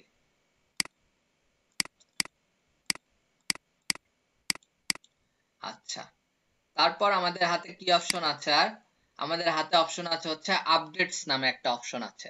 হোম আছে এবং আপডেটস আছে। হোম মানে হচ্ছে ড্যাশবোর্ডের মেইন পেজটা, আর আপডেটস অপশনে যদি আমি যাই, ক্লিক করলাম, দেখেন যে এখানে বলতেছে ওয়ার্ডপ্রেসের কোনো আপডেট আসছে কিনা। আমরা যেহেতু লেটেস্ট ভার্সনটা ইনস্টল করা আছে সেহেতু আমাদের কিন্তু এখন কিন্তু কোনো আপডেট নাই, কারণ এখানে দেখাচ্ছে current version 5.6.1, last check on February 22 তারিখে লাস্ট চেক করা হয়েছে। এখানে টাইমটা ভুল আসছে কারণ লোকাল হোস্টে টাইমটা ঠিক নাই। আচ্ছা, this site is automatically kept up to date with its new version of WordPress, এবং এই সাইটটা কিন্তু আমাদের কিন্তু আপডেটটা কিন্তু ইনেবল করা আছে, ঠিক আছে, অটোমেটিক আপডেট হবে। এটা যদি লাইভে থাকতো তাহলে অটোমেটিক আপডেট হইতো। তো এখানে বলছে যে আমাদের লেটেস্ট ভার্সনই আছে, এবং ওয়ার্ডপ্রেস এর আরো কিছু এলিমেন্ট আছে তাই না, যেগুলো প্লাগইন বা থিম বলে। আপাতত দেখে রাখি যে প্লাগইন এর কোনো আপডেট থাকলে এখানে দেখাবে, থিমের কোনো আপডেট থাকলে এখানে দেখাবে। তো থিম প্লাগইন পরে বুঝিয়ে, এই হিসাবগুলো পরে বুঝে। আচ্ছা, তারপরে দেখেন ওয়ার্ডপ্রেস এর আরেকটা অপশন আছে আপডেটের পরে, পোস্ট নামে, এবং পোস্টের উপর হোভার করলে আরো 4টা অপশন শো করতেছে। একটা হচ্ছে অল পোস্ট, একটা হচ্ছে অ্যাড নিউ, একটা হচ্ছে ক্যাটাগরিজ, একটা হচ্ছে ট্যাগস। তো টোটাল 4টা অপশন শো করতেছে। টোটাল 4টা অপশনের যদি আমি মানে বুঝতে চাই যে অল পোস্টের ভিতর কি থাকবে, সবগুলো পোস্ট থাকবে। যেহেতু আমি কিন্তু ফার্স্টে কিন্তু বলছি ওয়ার্ডপ্রেস প্রথম শুরু করেছিল ব্লগিং প্ল্যাটফর্ম হিসেবে, তার মানে ব্লগ থাকে এবং ব্লগের ভিতর অনেক পোস্ট থাকে। তো সবগুলা পোস্ট যদি আমি একসাথে দেখতে চাই তাহলে এই যে অল পোস্টটা আমাকে ইউজ করতে হবে। অল পোস্টের উপর ক্লিক করলে আমি সব পোস্ট দেখবো। অ্যাড নিউ মানে কি, আমি নতুন পোস্ট অ্যাড করতে চাইলে এটা। ক্যাটাগরিজ, প্রত্যেকটা পোস্ট একটা এক একটা ক্যাটাগরি থাকবে তাই না, যেমন নিউজ গুলা ক্যাটাগরি থাকে, হয়তো বাংলাদেশের নিউজ গুলো আপনি বাংলাদেশ ক্যাটাগরিতে রাখলেন, ইন্টারন্যাশনাল নিউজ গুলো ইন্টারন্যাশনাল ক্যাটাগরিতে রাখলেন, হয়তো গ্যাজেট রিলেটেড কন্টেন্ট গুলো গ্যাজেট ক্যাটাগরিতে রাখলেন, এই ধরনের অপশন। ট্যাগস কি, যেগুলো দিয়ে ইউজার সার্চ করতে পারে সেগুলো তো আমরা আমাদের পোস্টে দিয়ে দিতে পারি যে এই পোস্টটা কোন কোন ট্যাগ দিয়ে সার্চ করলে পাওয়া যাবে। এসইও ফ্রেন্ডলি ব্যাপারের জন্য এই ট্যাগসটা ইউজ করা হয়। তো আমরা যদি দেখি যে পোস্টের ভিতর অল পোস্টে ক্লিক করি, অল পোস্টে ক্লিক করলে দেখবেন যে এরকম দেখলে কিন্তু অনেক সহজ মনে হয়, ঠিক আছে, যে মনে হয় যে হ্যাঁ স্যার তো বলতেছে এটা তো সহজ আছে। দেখবেন যে আপনার কিছুক্ষণ পরে কিচ্ছু মনে নাই, আপনাকে বলবো যে পোস্টের এই অপশনটা কই আছে, আপনি দেখবেন যে মনে নাই। তো পরে খুঁজে বের করতে করতেই আপনার দিন চলে যাবে। তো সেই জন্য আমি বলতেছি যে সবার কিন্তু কন্টেন্ট গুলা কিন্তু একটা অ্যাসাইনমেন্ট আকারে কিন্তু আপনারা কিন্তু জমা দিবেন। দেখেন এইখানে দেখেন কি কি অপশন আছে। অল পোস্টের উপর ক্লিক করার পর কি ব্যাপার, মাউস কথা শুনতেছে না।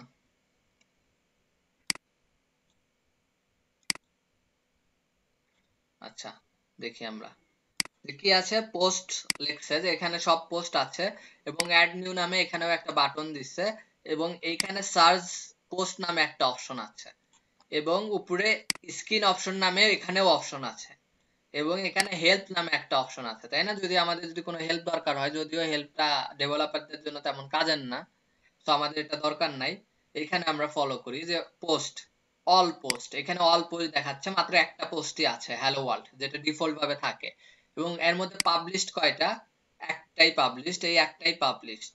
এখন আমরা যদি কোনো পোস্ট যদি পাবলিশড যদি না করি তাহলে এখানে আরেকটা অপশন দেখাবে, সেটা হচ্ছে ড্রাফট নামে।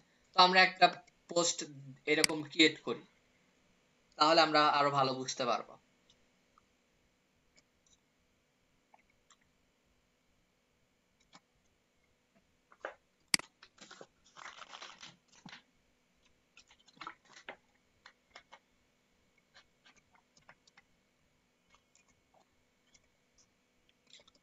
ফার্স্ট পোস্ট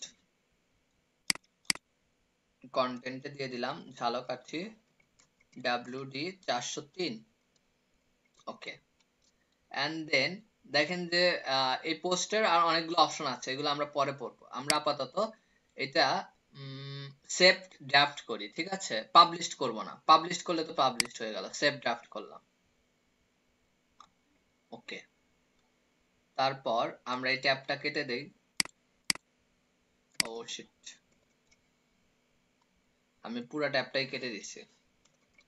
আমি ভাবছি একটা নিউ ট্যাব নিয়েছিলাম, লোকাল হোস্ট / ঝালকাঠি। আমরা ড্যাশবোর্ডে গেলাম এবং পোস্টের ভিতর যদি অল পোস্টে যদি আমি যদি যাই, তাহলে কিন্তু এখন কিন্তু আমার দুইটা পোস্ট, তাই না? এই যে দেখেন এখানে কিন্তু উপরে কিন্তু অপশন কিন্তু বেড়ে গেছে। কি কি অপশন আছে? অল আছে, যেখানে দুইটা পোস্ট, পাবলিশড একটা, ড্রাফট একটা আছে, তাই না? এখানে কিন্তু দেখা যাচ্ছে। তো আমরা যদি আরেকটা যদি পোস্ট অ্যাড করি, আরেকটা পোস্ট আমি এখানে অ্যাড করি,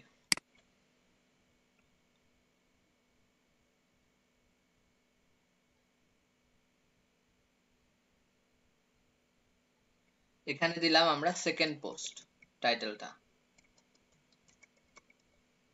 আর এখানে দিয়ে দিলাম এলোমেলো একটা কিছু লিখলাম,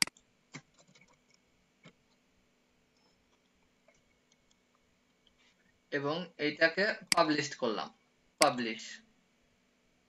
তাহলে পোস্ট কিন্তু আমরা কিন্তু দিতে পারতেছি, ঠিক আছে? আমরা হয়তো পোস্টের ডিটেইলস দেখি নাই, কিন্তু এখন যদি পোস্ট পেজটা যদি রিলোড দেই, তাহলে দেখবো যে এই যে আমাদের টোটাল 3টা পোস্ট, এর ভিতর পাবলিশ হচ্ছে 2টা, ড্রাফট হচ্ছে একটা। এখন এই পোস্ট গুলো দেখবেন যে প্রত্যেকটা পোস্টে ট্রাশ নামে একটা অপশন আছে। ট্রাশ মানে হচ্ছে ডিলিট করা, তাই না? ট্রাশ মানে হচ্ছে যে ট্রাশ নামে একটা একটা রিসাইকেল বিন টাইপের। এখানে আমরা ক্লিক করলেই দেখবেন যে একটা অপশনে চলে যাচ্ছে, এটা ডিলিট হয়ে যাচ্ছে। একদম ডিলিট হয়ে যাচ্ছে না, ট্রাশ নামে একটা অপশনে যাচ্ছে। তো এটা যদি এখন যদি দেখেন, এটা যদি এখন দেখেন, তাহলে আমাদের হাতে টোটাল 4টা অপশন আসছে, অল, পাবলিশ, ড্রাফট এবং ট্রাশ। তো অল এর ভিতর আমি সবগুলো পাচ্ছি, পাবলিশের ভিতর যেগুলো পাবলিশ সেগুলো পাচ্ছি, ড্রাফটের ভিতর যেগুলো ড্রাফট আছে, যেগুলো হয়তো পাবলিশ করা হয়নি সেগুলো আছে, আর ট্রাশের ভিতর যেগুলো একদম পার্মানেন্টলি ডিলিটের অপেক্ষায় আছে সেগুলো এর ভিতর আছে, তাই না? এইটাই কিন্তু আমাদের এখানে কিন্তু দেখার কিন্তু বিষয়। এবং এইখানে কিছু আরো কিছু সিলেক্ট টাইপের কিছু বার আছে, তাই না? কিছু ফ্রম এর মতো। আমরা যদি দেখার চেষ্টা করি যে এর ভিতর কি কি আছে। বাল্ক অ্যাকশনের ভিতর, বাল্ক অ্যাকশন বলতে কি বোঝায়? আমরা যদি অনেকগুলোর উপর একই অ্যাকশন যদি নিতে চাই, তখন আমাদের এই বাল্ক অ্যাকশনটা সিলেক্ট করতে হয়, তাই না? আমরা যদি চাই যে এই 2টা পোস্ট আছে, এখানে হয়তো 50টা পোস্ট থাকতে পারে, সবগুলো পোস্টে আপনি একই সাথে হয়তো ডিলিট করে দিবেন, তখন আপনি মুভ টু ট্র্যাশ দিয়ে অ্যাপ্লাই করে দিলেই বাল্ক অ্যাকশনে সবগুলো ট্র্যাশে চলে যাবে। এটাই হচ্ছে বাল্ক অ্যাকশন। এডিট করতে চাইলে আপনি অ্যাপ্লাই দিতে পারেন।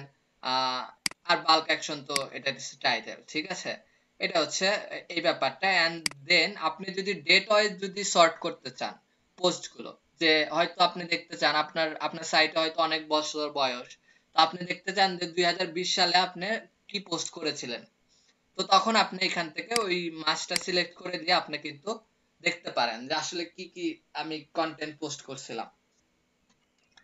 তারপরে কি আছে? All categories.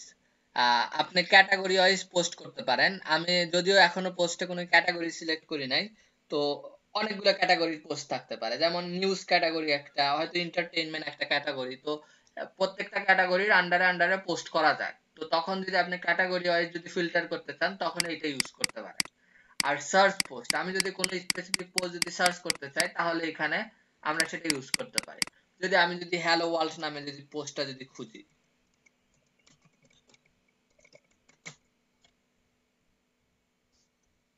তাহলে এই যে হ্যালো ওয়ার্ল্ড পোস্টটা চলে আসছে, তাই না? এটা যেখানেই থাক এই পোস্টটা সেটা কিন্তু চলে আসবে।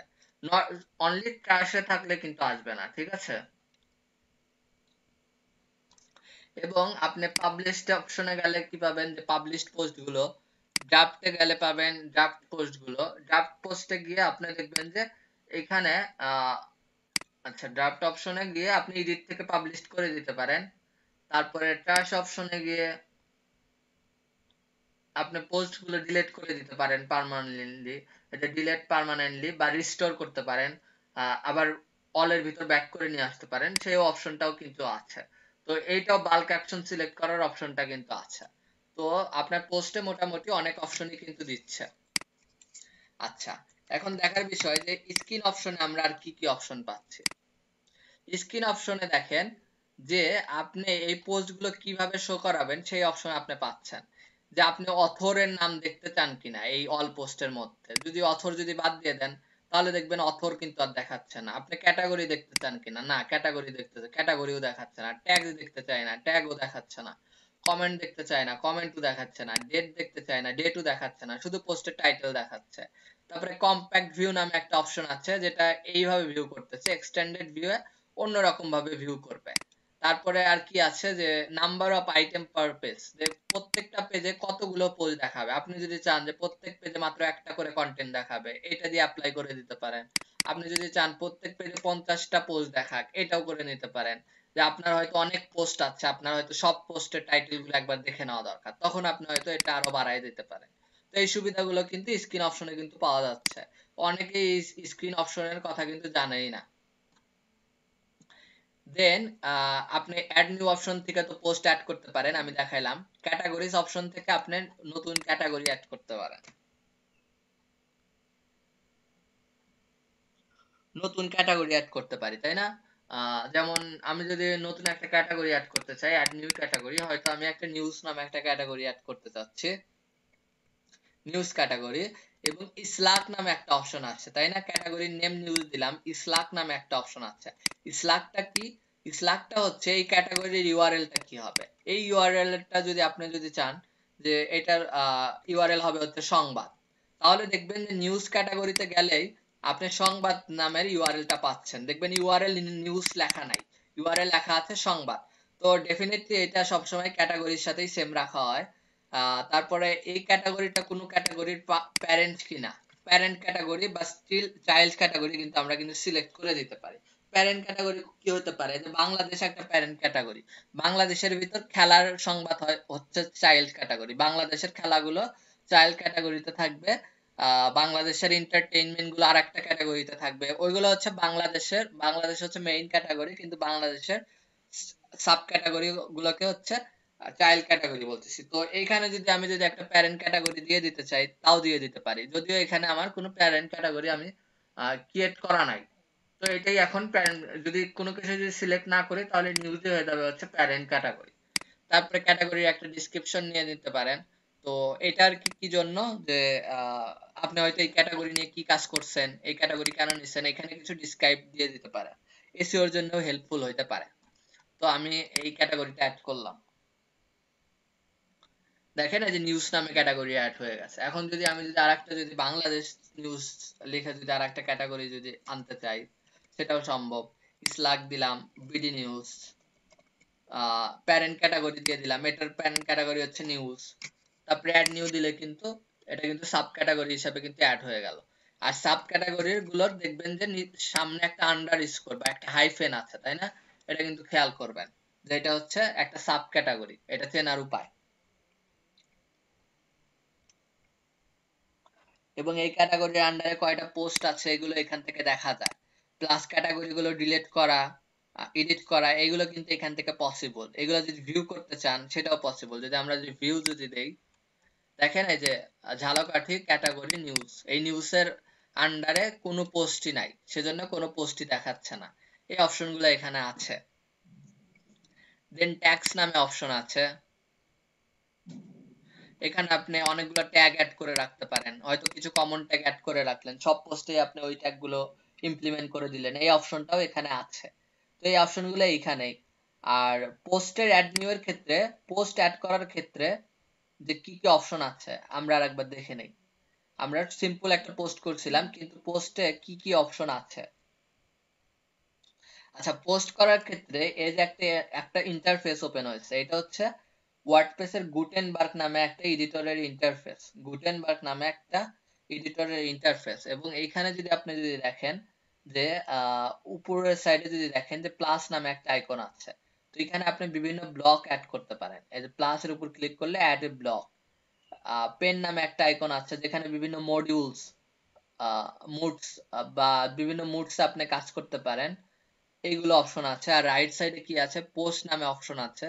এই পোস্টের ভিতরে অনেকগুলো অপশন আছে, যে ভিজিবিলিটি, আপনি পোস্টের ভিজিবিলিটি কি রাখতে চান, পাবলিক রাখতে চান না প্রাইভেট রাখতে চান না পাসওয়ার্ড প্রোটেক্টেড রাখতে চান, এইগুলো কিন্তু অপশন আছে। আমরা ডেভেলপমেন্ট এইসব নিয়ে কিন্তু কাজ করব, যে পোস্টের ভিজিবিলিটি। তো তখন আমি যদি বলি যে এটা আমরা প্রাইভেট পোস্ট বানাবো, প্রাইভেট পোস্টের জন্য আমরা এইভাবে ডেভেলপ করি, তো তখন আপনি যদি প্রাইভেট যদি না নিয়ে কাজ করে থাকেন তখন কিন্তু বুঝবেন না।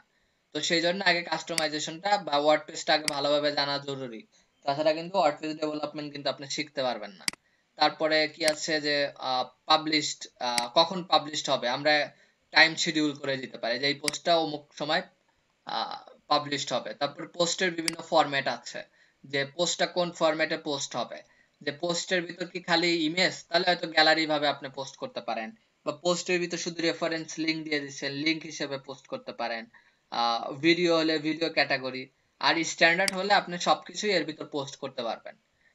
তারপরে পোস্টটা কোথায় শো করবে, এটা কি সবসময় সামনে সবার উপরে শো করবে? আপনার সাইটে হয়তো অনেক পোস্ট, তো পোস্টের ভিতরে এটা কোথায় শো করবে, এটা কিন্তু আপনি ডিফাইন করে দিতে পারেন যে সবার প্রথমেই শো করবে। এটা যদি দিয়ে দেন তাহলে দেখবেন যে সবার প্রথমেই সবসময় আপনি যতই নতুন পোস্ট করেন না কেন এইটাই সবসময় শুরুতে থাকবে।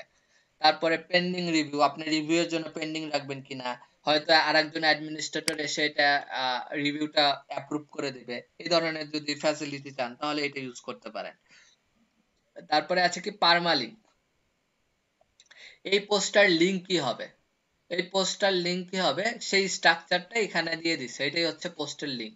তো এই ইউআরএলটা আমরা চেঞ্জ করতে পারি পারমালিঙ্ক অপশন থেকে, আমরা এটা পরে দেখব। দেন ক্যাটাগরি সিলেক্ট করে দিতে পারেন, এটা কোন ক্যাটাগরি, একের অধিক ক্যাটাগরি আপনি সিলেক্ট করতে পারেন, নো প্রবলেম। এখান থেকেও আপনি ক্যাটাগরি অ্যাড করতে পারবেন। ট্যাক্স এর ব্যাপারটাও সেটাই, আপনি এখান থেকে ট্যাক্স অ্যাড করতে পারবেন। প্লাস ফিচার ইমেজ নামে একটা ইমেজের সেকশন আছে, প্রত্যেকটা পোস্টে দেখবেন যে একটা ফিচার ইমেজ থাকে, যেটা হচ্ছে ইমেজটা দেখে আপনি বুঝেন যে এই নিউজটা কেমন। এবং ফিচার ইমেজ দিয়ে দেখবেন যে অনেকে কিন্তু নিউজে কিন্তু ক্লিক করে, তাই না? তো ইমেজের উপরে আকর্ষণ যেন করে এরকম একটা ইমেজ দেয়, তো সেই ইমেজের উপর ক্লিক করে দেখা যায় যে অনেকে পোস্টে যায়, সেই ইমেজটাই হচ্ছে এই ফিচার ইমেজ। এক্সার্পট, এক্সার্পট কি, যে আমাদের পোস্টের কন্টেন্ট কিন্তু অনেক হতে পারে, দেখা গেল যে প্রায় আপনি অনেক স্ক্রল করে প্রায় মনে করেন 1000 ওয়ার্ডের একটা পোস্ট আছে। এখন এই পোস্টের মধ্যে শুরুতে হয়তো কিছু কন্টেন্ট আপনি শো করাবেন যেটা দেখলেই যেন মানুষ পড়তে চায়। তো এই শুরুর কন্টেন্টটা কি হবে, বা এই পোস্টের ভিতর না গেলে কোন কন্টেন্টটা দেখা যাবে? আমরা তো এই যে ফেসবুকে দেখি যে হয়তো কালের কণ্ঠে একটা নিউজ পাবলিশ করছে, নিচে পোস্টের লিংক আছে আর উপরে একটা টাইটেল দেওয়া আছে, তো টাইটেল দেখে মনে হয় যে কি মনে হয়, তো আমরা সাথে সাথে কিন্তু ওই টাইটেলে ক্লিক করে কিন্তু চলে যাই।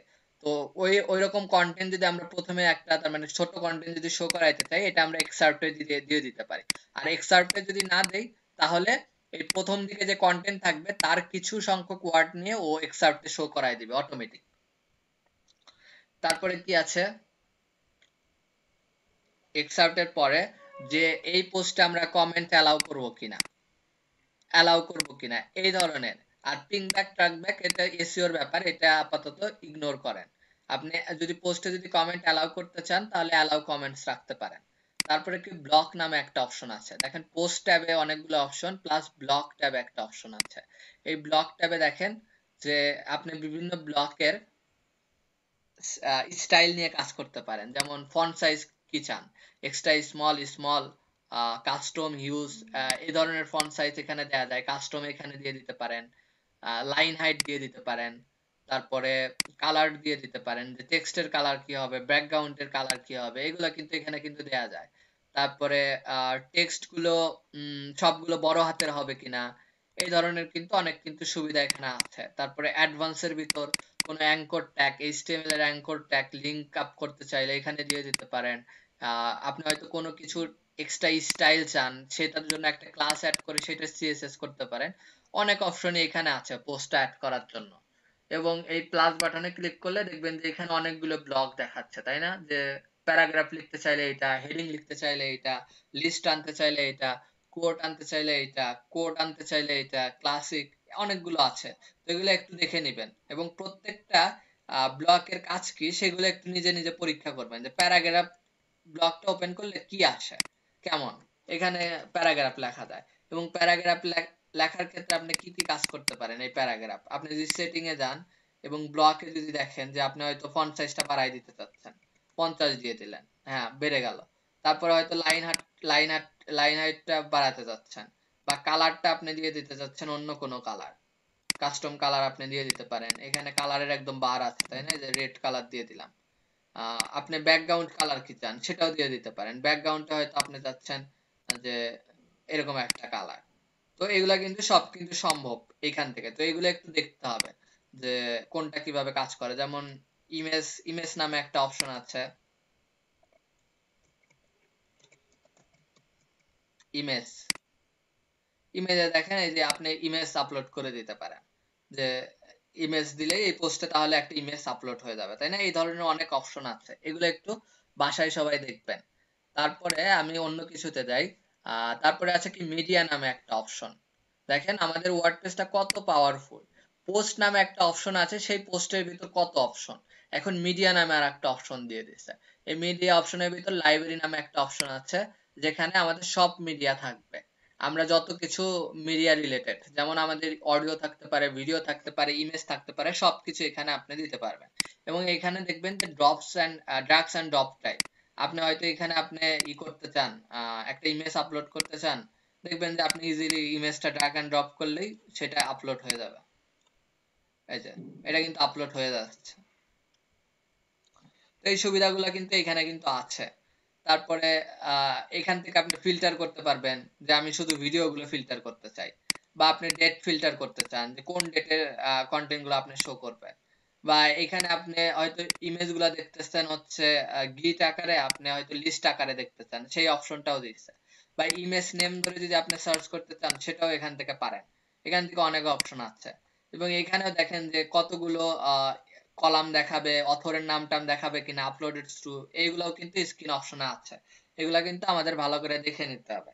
তাহলে মিডিয়া নামের একটা পাওয়ারফুল কিন্তু একটা টুল পাচ্ছে, যে ওয়ার্ডপ্রেস এর মিডিয়া টাইপ কন্টেন্ট ম্যানেজ করার জন্য।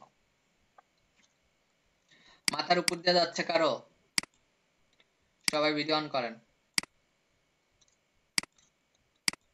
আপনাদের যদি কষ্ট হয়ে যায় বললেন।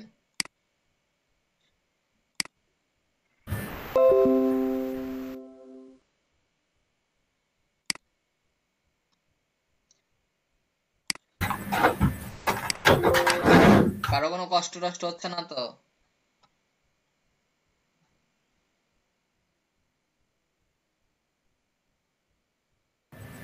না স্যার।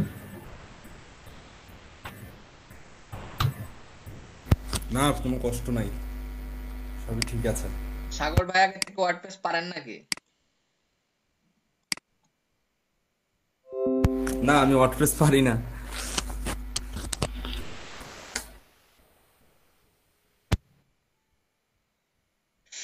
আচ্ছা, ভিডিও অফ করতে পারেন।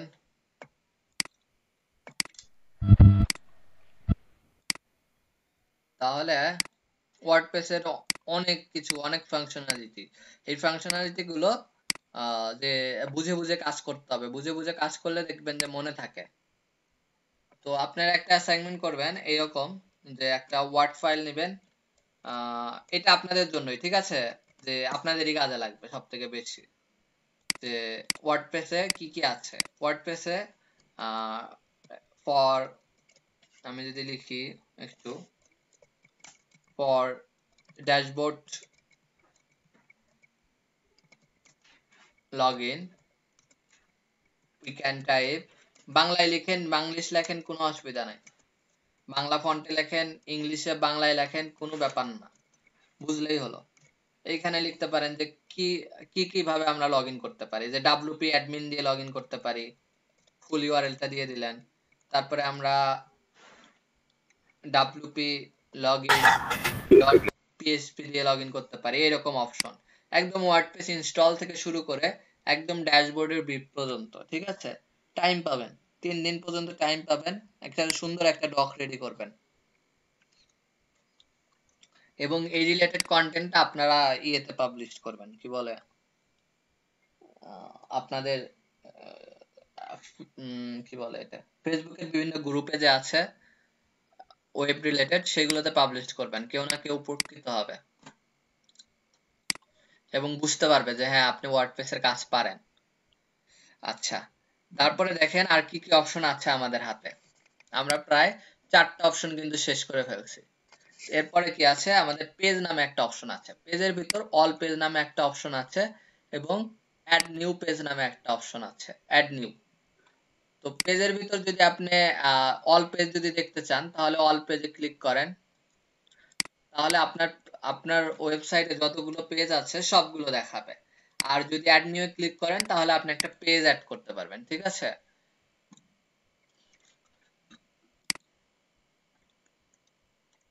তো পেজ রিলেটেড কাজগুলো আমরা পরে করব। তো আপাতত বুঝে রাখি পেজ কোনগুলো। যদি হোম পেজ তৈরি করতে চাই তাহলে হোম নামে একটা পেজ নিয়ে হয়তো হোম পেজটা ডিজাইন করে ফেললাম, অ্যাবাউট নামে একটা পেজ দরকার, অ্যাবাউট নিয়ে ডিজাইন করে ফেললাম। এইভাবেই কিন্তু এই কাজগুলো কিন্তু করে এই পেজ রিলেটেড। তারপরে কি আছে, কমেন্টস নামে একটা সেকশন রাখছে, তাই না? যে আমরা যে পোস্টের বিভিন্ন কমেন্টস, যে অনেকেই আমাদের পোস্টে হয়তো কমেন্ট করবে, সেই কমেন্ট গুলো আমরা কি অ্যাপ্রুভ করব না ডিলিট করে দিব নাকি স্প্যাম হিসেবে কাউন্ট করব, এই অপশন গুলো কিন্তু এখানে কিন্তু আছে। দেখেন যে আপনি হয়তো ওয়ার্ডপ্রেসে আপনি বাই ডিফল্ট রেখে দিলেন যে কোনো সময় কমেন্ট পাবলিশড হবে না যতক্ষণ না আপনি অ্যাপ্রুভ করবেন। তো তখন এই যে পেন্ডিং এ থাকবে, তারপরে অ্যাপ্রুভ করা হয়েছে কয়টা এটা দেখা যাবে, স্প্যাম হিসেবে কাউন্ট হয়েছে কয়টা, ডিলিট করে দিয়েছেন কয়টা, এগুলো সব ডিটেইলস এখানে দেখা যাবে। এটা হচ্ছে কমেন্ট সেকশনের কাজ। তারপরে কি আছে, অ্যাপিয়ারেন্স নামে একটা অপশন আছে। অ্যাপিয়ারেন্সে অনেকগুলো অপশন আমরা পাচ্ছি, যেমন থিমস, কাস্টমাইজ, উইজেট, মেনুস, ব্যাকগ্রাউন্ড, থিম এডিটর। কয়টা অপশন পাচ্ছি? টোটাল 6টা অপশন পাচ্ছি। তো এখন আমাদের কনফিউজ যে থিমস আসলে কি, কাস্টমাইজ আসলে কি, উইজেট আসলে কি, মেনু আসলে কি, ব্যাকগ্রাউন্ড কি, থিম এডিটর কি, থিমটা কি, কে বলতে পারবেন বলেন তো? ওয়ার্ডপ্রেসের থিম কি? স্যার টেমপ্লেট, স্যার টেমপ্লেটের মতো হুম হুম।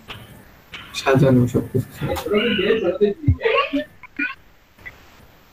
কি আচ্ছা, ওয়ার্ডপ্রেসে আমরা বলতেছি যে ওয়ার্ডপ্রেস দিয়ে আমরা সহজে ওয়েবসাইট তৈরি করতে পারবো। এখন সহজে ওয়েবসাইট তৈরি করার জন্য আমাদের একটা জিনিস লাগবে, সেই জিনিসটা হচ্ছে থিম। কারণটা কি, এই থিম গুলোই এক একটা ওয়েবসাইট, ঠিক আছে? থিমের ভিতরে একটা ফুল একটা ওয়েবসাইট রেডি করা আছে, থিমের ভিতর একটা ফুল ওয়েবসাইট রেডি করা আছে। ধরেন যে আপনার একটা ওয়েবসাইট দরকার, সেটা হচ্ছে আমরা কেউ একজন হয়তো বডি বিল্ডার, তাই না? যে আপনি বডি বিল্ডার বা জিম রিলেটেড সার্ভিস দেন বা ওয়ার্কআউট রিলেটেড সার্ভিস দেন। তো সেই রিলেটেড ক্লায়েন্ট আসছে আপনার কাছে যে তার একটা সার্ভিস দরকার, তার একটা ওয়েবসাইট দরকার যেখানে সে তার জিমের যে প্ল্যাটফর্ম সেটা সম্পর্কে সে সবকিছু ব্রিফ করবে। কেমন, যে সে হয়তো লিখে দিছে তাদের অফিস লোকেশন এইটা, এখানে মাসিক এই এই প্যাকেজ আছে, এই এই প্যাকেজে এই এই ফ্যাসিলিটি গুলো আছে। তো এই বডি বিল্ডারের জন্য ওয়ার্ডপ্রেসের থিম যারা বানায় তারা এই বডি বিল্ডিং এর জন্য বিভিন্ন টেমপ্লেট রেডি করে রাখছে। হয়তো আমাদের সাগর ভাই একটা টেমপ্লেট রেডি করে রাখছে যেটা হয়তো বডি জিমনেশিয়া নাম দিছে, জিমনেশিয়া নাম দিয়ে সে একটা টেমপ্লেট রেডি করছে তার পছন্দের স্টাইল মতো, আহ, এবং সেই থিমটা সে ওয়ার্ডপ্রেসে পাবলিশ করছে। ওয়ার্ডপ্রেসের জন্য থিমটা রেডি করে ওয়ার্ডপ্রেসে পাবলিশ করে দিছে। এই থিমের নামটা কি, বডি জিমনেশিয়া। তো এই থিমটা যদি আমি যদি আমার আমার এই ওয়ার্ডপ্রেসে যদি নিয়ে এসে যদি বসাই, তাহলেই দেখবো যে তার যে থিমের যে তার যে যেরকম সে ডিজাইনটা করছিল আমাদের ওয়েবসাইটটা ঠিক সেম ডিজাইন পেয়ে যাবে। তখন আমরা কি করব, যে সাগর ভাই যে কন্টেন্ট গুলো দিছিল ওই থিমের মধ্যে, হয়তো কোনো জায়গায় টেক্সটে লিখছিল তার কোম্পানির নাম হচ্ছে বডি জিমনেশিয়া, তো আমরা হয়তো আরেকটা নাম দিলাম যে ফোর্স জিমনেশিয়া বা অন্য ধরনের একটা নাম দিলাম। তো সাথে সাথে কিন্তু ওই কন্টেন্টটা কিন্তু চেঞ্জ হয়ে যাবে, তার মানে তার কন্টেন্ট মডিফাই করে আমি কিন্তু ইজিলি কিন্তু কাজ করতে পারতেছি। এটাই তো কন্টেন্ট ম্যানেজমেন্ট সিস্টেম। তো সেই কন্টেন্ট গুলা কিন্তু বাই ডিফল্ট একটা কিছুর ভিতর দেয়া আছে, সেই দেয়াটাই থাকে হচ্ছে এই থিমের মধ্যে। এই থিমের মধ্যে কমপ্লিট একটা ওয়েবসাইট রেডি করা থাকে, প্রত্যেকটা থিম একটা কমপ্লিট একটা ওয়েবসাইট। এখন যদি আমরা যদি দেখতে চাই যে কত ধরনের ওয়ার্ডপ্রেস থিম আছে, কত ওয়ার্ডপ্রেস থিম আছে, পেইড মার্কেট প্লেস আপনি যেতে পারেন themeforest.net এ। এখানে দেখেন তো এই যে ওয়ার্ডপ্রেস নামে একটা অপশন আছে, এবং ওয়ার্ডপ্রেসে দেখেন অনেকগুলা ক্যাটাগরি ওরা দিছে, যে এই রিলেটেড ক্যাটাগরিতে এই রিলেটেড কিন্তু থিম গুলো আছে। আমরা যদি একটা যদি চুজ করি, আমরা কি চুজ করতে পারি, যেমন ব্লক যদি চুজ স্যার থিম করেন, কি কিনতে হয়? হ্যাঁ থিম কিনতে হয়। পেইড থিম আছে, ফ্রি থিম আছে, দুইটা অপশন আছে। মাথার উপর দিয়ে যায়? মাথার উপর দিয়ে যাবে না, বাসায় একটু প্র্যাকটিস করবেন। দেখেন যে আমি ব্লগ থিম বা ম্যাগাজিন থিম সার্চ করলাম। ব্লগ থিম বা ম্যাগাজিন থিম মানে কি, যে নিউজ পেপারের জন্য বা ব্লগ খোলার জন্য যে সাইট গুলো দরকার। তো দেখেন যে এখানে অনেকগুলো থিম আছে, যেমন আহ একটা যদি নিউজ পেপার নামে একটা থিম আছে, তার মানে নিউজ পেপার তৈরি করার জন্য এই থিমটা কিন্তু খুব ভালো হবে আমাদের জন্য। এবং নিউজ পেপার থিমটা নিউজ পেপার তৈরি করার জন্য 1 নাম্বার থিম, ঠিক আছে। এর সেল কত, এতগুলো ক্লায়েন্ট কিন্তু দেখা যাচ্ছে যে পারচেস করে কিন্তু ইউজ করে। আমরা যদি লাইভ প্রিভিউ দেখি,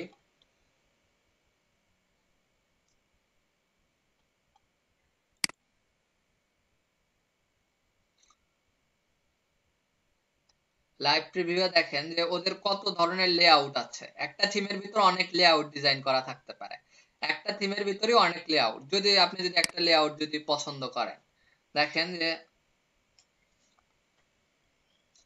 এরকম একটা নিউজ পেপার কিন্তু টেমপ্লেট কিন্তু ওদের এই থিমের ভিতর কিন্তু রেডি করা আছে। আপনি চাইলেই কিন্তু এই টেমপ্লেটটা কিন্তু ইউজ করতে পারেন। সেটা কিভাবে ইউজ করতে পারবেন, আপনাকে এই থিমটা ইনস্টল করে নিতে হবে। এই থিমটা আপনাকে আপনার ওয়ার্ডপ্রেসে ইনস্টল করে নিতে হবে। ইনস্টল করার পর বিভিন্ন ওদের অপশন আছে। কোনোটা হয়তো বলে যে ডেমো ইম্পোর্ট, বা কোনোটা থিম ইনস্টল করলে অটোমেটিক ডেমো ইম্পোর্ট হয়ে যায়। তো এই টেমপ্লেটটা ইম্পোর্ট করার বিভিন্ন সিস্টেম থাকতে পারে, এটা ওদের ডকুমেন্টেশনে লেখা থাকে। ওদের নিজস্ব ডকুমেন্টেশন আছে, ওইটা পরে আপনি বুঝতে পারবেন যে ওদের টেমপ্লেট আপনি কি করে ইউজ করবেন। তো এত সুন্দর একটা ওয়েবসাইট দেখেন যে আপনি মুহূর্তেই কিন্তু বানাই ফেলতে পারেন। এখন আপনি এই টেমপ্লেট যদি ক্লায়েন্ট যদি চুজ করে যে তার নিউজ পেপার সাইটের জন্য, হ্যাঁ এটা চুজ হয়েছে, তখন আপনি কি করবেন, ক্লায়েন্টকে বলবেন যে হ্যাঁ তোমার এটা চুজ হয়েছে, এই থিমের দাম এত, এই থিমের দাম কত, $59, তাই না, $60 আপনি নিয়ে নিলেন। এই থিমের দাম এত এবং আমি কাস্টমাইজ করার জন্য তোমার কাছ থেকে হয়তো $100 নিব, মাত্র $160 বা 160 টাকায়। ওদের তো দেশের টাকা, তাই না, ওদের দেশের টাকা। তো এত কম টাকায় কিন্তু ওরা কিন্তু একটা কমপ্লিট নিউজ পেপার সাইট পেয়ে যাচ্ছে, এবং এত এত ফাংশনালিটি সহ। তো তখন আপনি কি করবেন, যে ওর যে রিকোয়ারমেন্ট সেটা অনুযায়ী আপনি হয়তো চেঞ্জ করে দিবেন। হয়তো ও এসব ক্যাটাগরি চায় না, তো ক্যাটাগরি গুলো আপনি এডিট করে দিলেন। ও হয়তো ফার্স্টে এরকম রাখতে চায় না, এই ফার্স্টে এরকম কি বলবো গিট আকারে দেখাবে, এটাও চায় না, এটাও আপনি কাস্টমাইজ করে দিতে পারবেন। এখানে ওর লোগোটা চেঞ্জ করে দিলেন। ও এখানে অ্যাড শো করাতে চায় কিনা, অ্যাডটা রিমুভ করে দিলেন। এই ধরনের কিন্তু অনেক কিছু আপনি চেঞ্জ করে দিতে পারবেন মুহূর্তে। তো এই সবগুলো অপশন কিন্তু একটা থিমের মধ্যে থাকে। তো এই ওয়ার্ডপ্রেসের থিম ব্যাপারটাও এখানে এইটাই, যে এখানে দেখেন বাই ডিফল্ট আমাদের 3টা থিম দিয়ে দিছে। যদিও 3টা থিম আমাদের জন্য খুবই কাজের না, আমরা এগুলো নিয়ে কাজ করি না তেমন। বাই ডিফল্ট 3টা থিম ইনস্টল করে দিছে। তো এই থিম গুলো আমরা ইউজ করতে পারি। প্লাস অ্যাড নিউ থেকে দেখেন, অ্যাড নিউ এ গেলে যে ওদের যে থিমের যে অপশন, এগুলো সব ওয়ার্ডপ্রেসের ফ্রি থিম, ঠিক আছে। এখানে ওয়ার্ডপ্রেসের অর্গ থেকে এই থিম গুলো লোড হচ্ছে, অনেক থিম আছে। আপনি যে থিমটা দরকার আপনি সেটা পিক করতে পারেন। প্লাস এখানে সার্চও করতে পারেন, হয়তো আপনার এডুকেশন রিলেটেড থিম দরকার, তো আপনি এডুকেশন লিখে সার্চ করেন। আপনার নিউজ রিলেটেড থিম দরকার, নিউজ ওয়েবসাইট লিখে সার্চ করতে পারেন। তাহলে নিউজ রিলেটেড থিম গুলো কিন্তু এখানে কিন্তু ওরা কিন্তু সাজেস্ট করবে। তো ফ্রি থিম গুলা যে ভালো না তা না, ফ্রি থিম গুলো পেইড থিমের থেকেও ভালো, কারণ এটা wordpress.org এ অ্যাপ্রুভ করা। এবং এরা সম্পূর্ণ ওয়ার্ডপ্রেস এর যে কোডের যে রিকমেন্ডেশন এরা মেন মানছে। কিন্তু ফ্রিতে দেখা যায় যে আমাদের কাস্টমাইজ করা বা আমরা যে পরিবর্তনগুলো করতে চাই, সেই পরিবর্তনের অনেক রেস্ট্রিকশন থাকে, যে এটা পরিবর্তন করতে পারবেন, ওইটা করতে পারবেন না, আবার ওইটা করতে পারলেও আবার কিনতে হবে। তো সেই একই একই ব্যাপার চলে আসলো যে আপনাকে সেই থিম কিনতেই হচ্ছে। তো সেই জন্য দেখা যায় যে ফ্রি থিম তেমন একটা ইউজ করা হয় না ক্লায়েন্ট প্রজেক্টে অন্তত। আমরা সবসময় পেইড থিম ইউজ করি। তো পেইড থিম আমাদের ক্লায়েন্টই ম্যাক্সিমাম ক্ষেত্রে দিবে। ক্লায়েন্টকে বললেই দেখবেন যে ক্লায়েন্ট আপনাকে দিবে, কিন্তু আপনারা এখন আপাতত তো থিম কেনার তো টাকা নাই। তো আমি আপনাদের কিছু থিম দিতে পারি যেগুলো আপনারা ইউজ করতে পারেন। প্লাস আপনারা গুগল সার্চ করে নাল ক্যাট ইউজ করতে পারেন, যেগুলো লাইভ সার্ভারে ইউজ না করাই ভালো। আপনি লোকাল হোস্টে ইউজ করে টেস্ট করতে পারেন যে থিম গুলা কাজ করে কিনা। এটাই হচ্ছে থিমের ব্যাপার স্যাপার। তো আজান দিচ্ছে, আমরা নামাজের ব্রেকের পরে শুরু করি, ঠিক আছে। জি স্যার। মাথার উপর দিয়ে গেলে বেশি বেশি প্র্যাকটিস করতে হবে, তাহলে বেশি বেশি মনে থাকবে।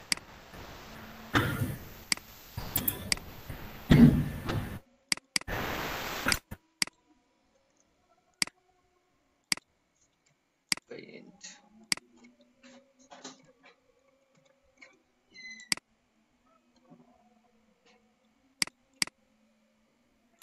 রাফি ভাই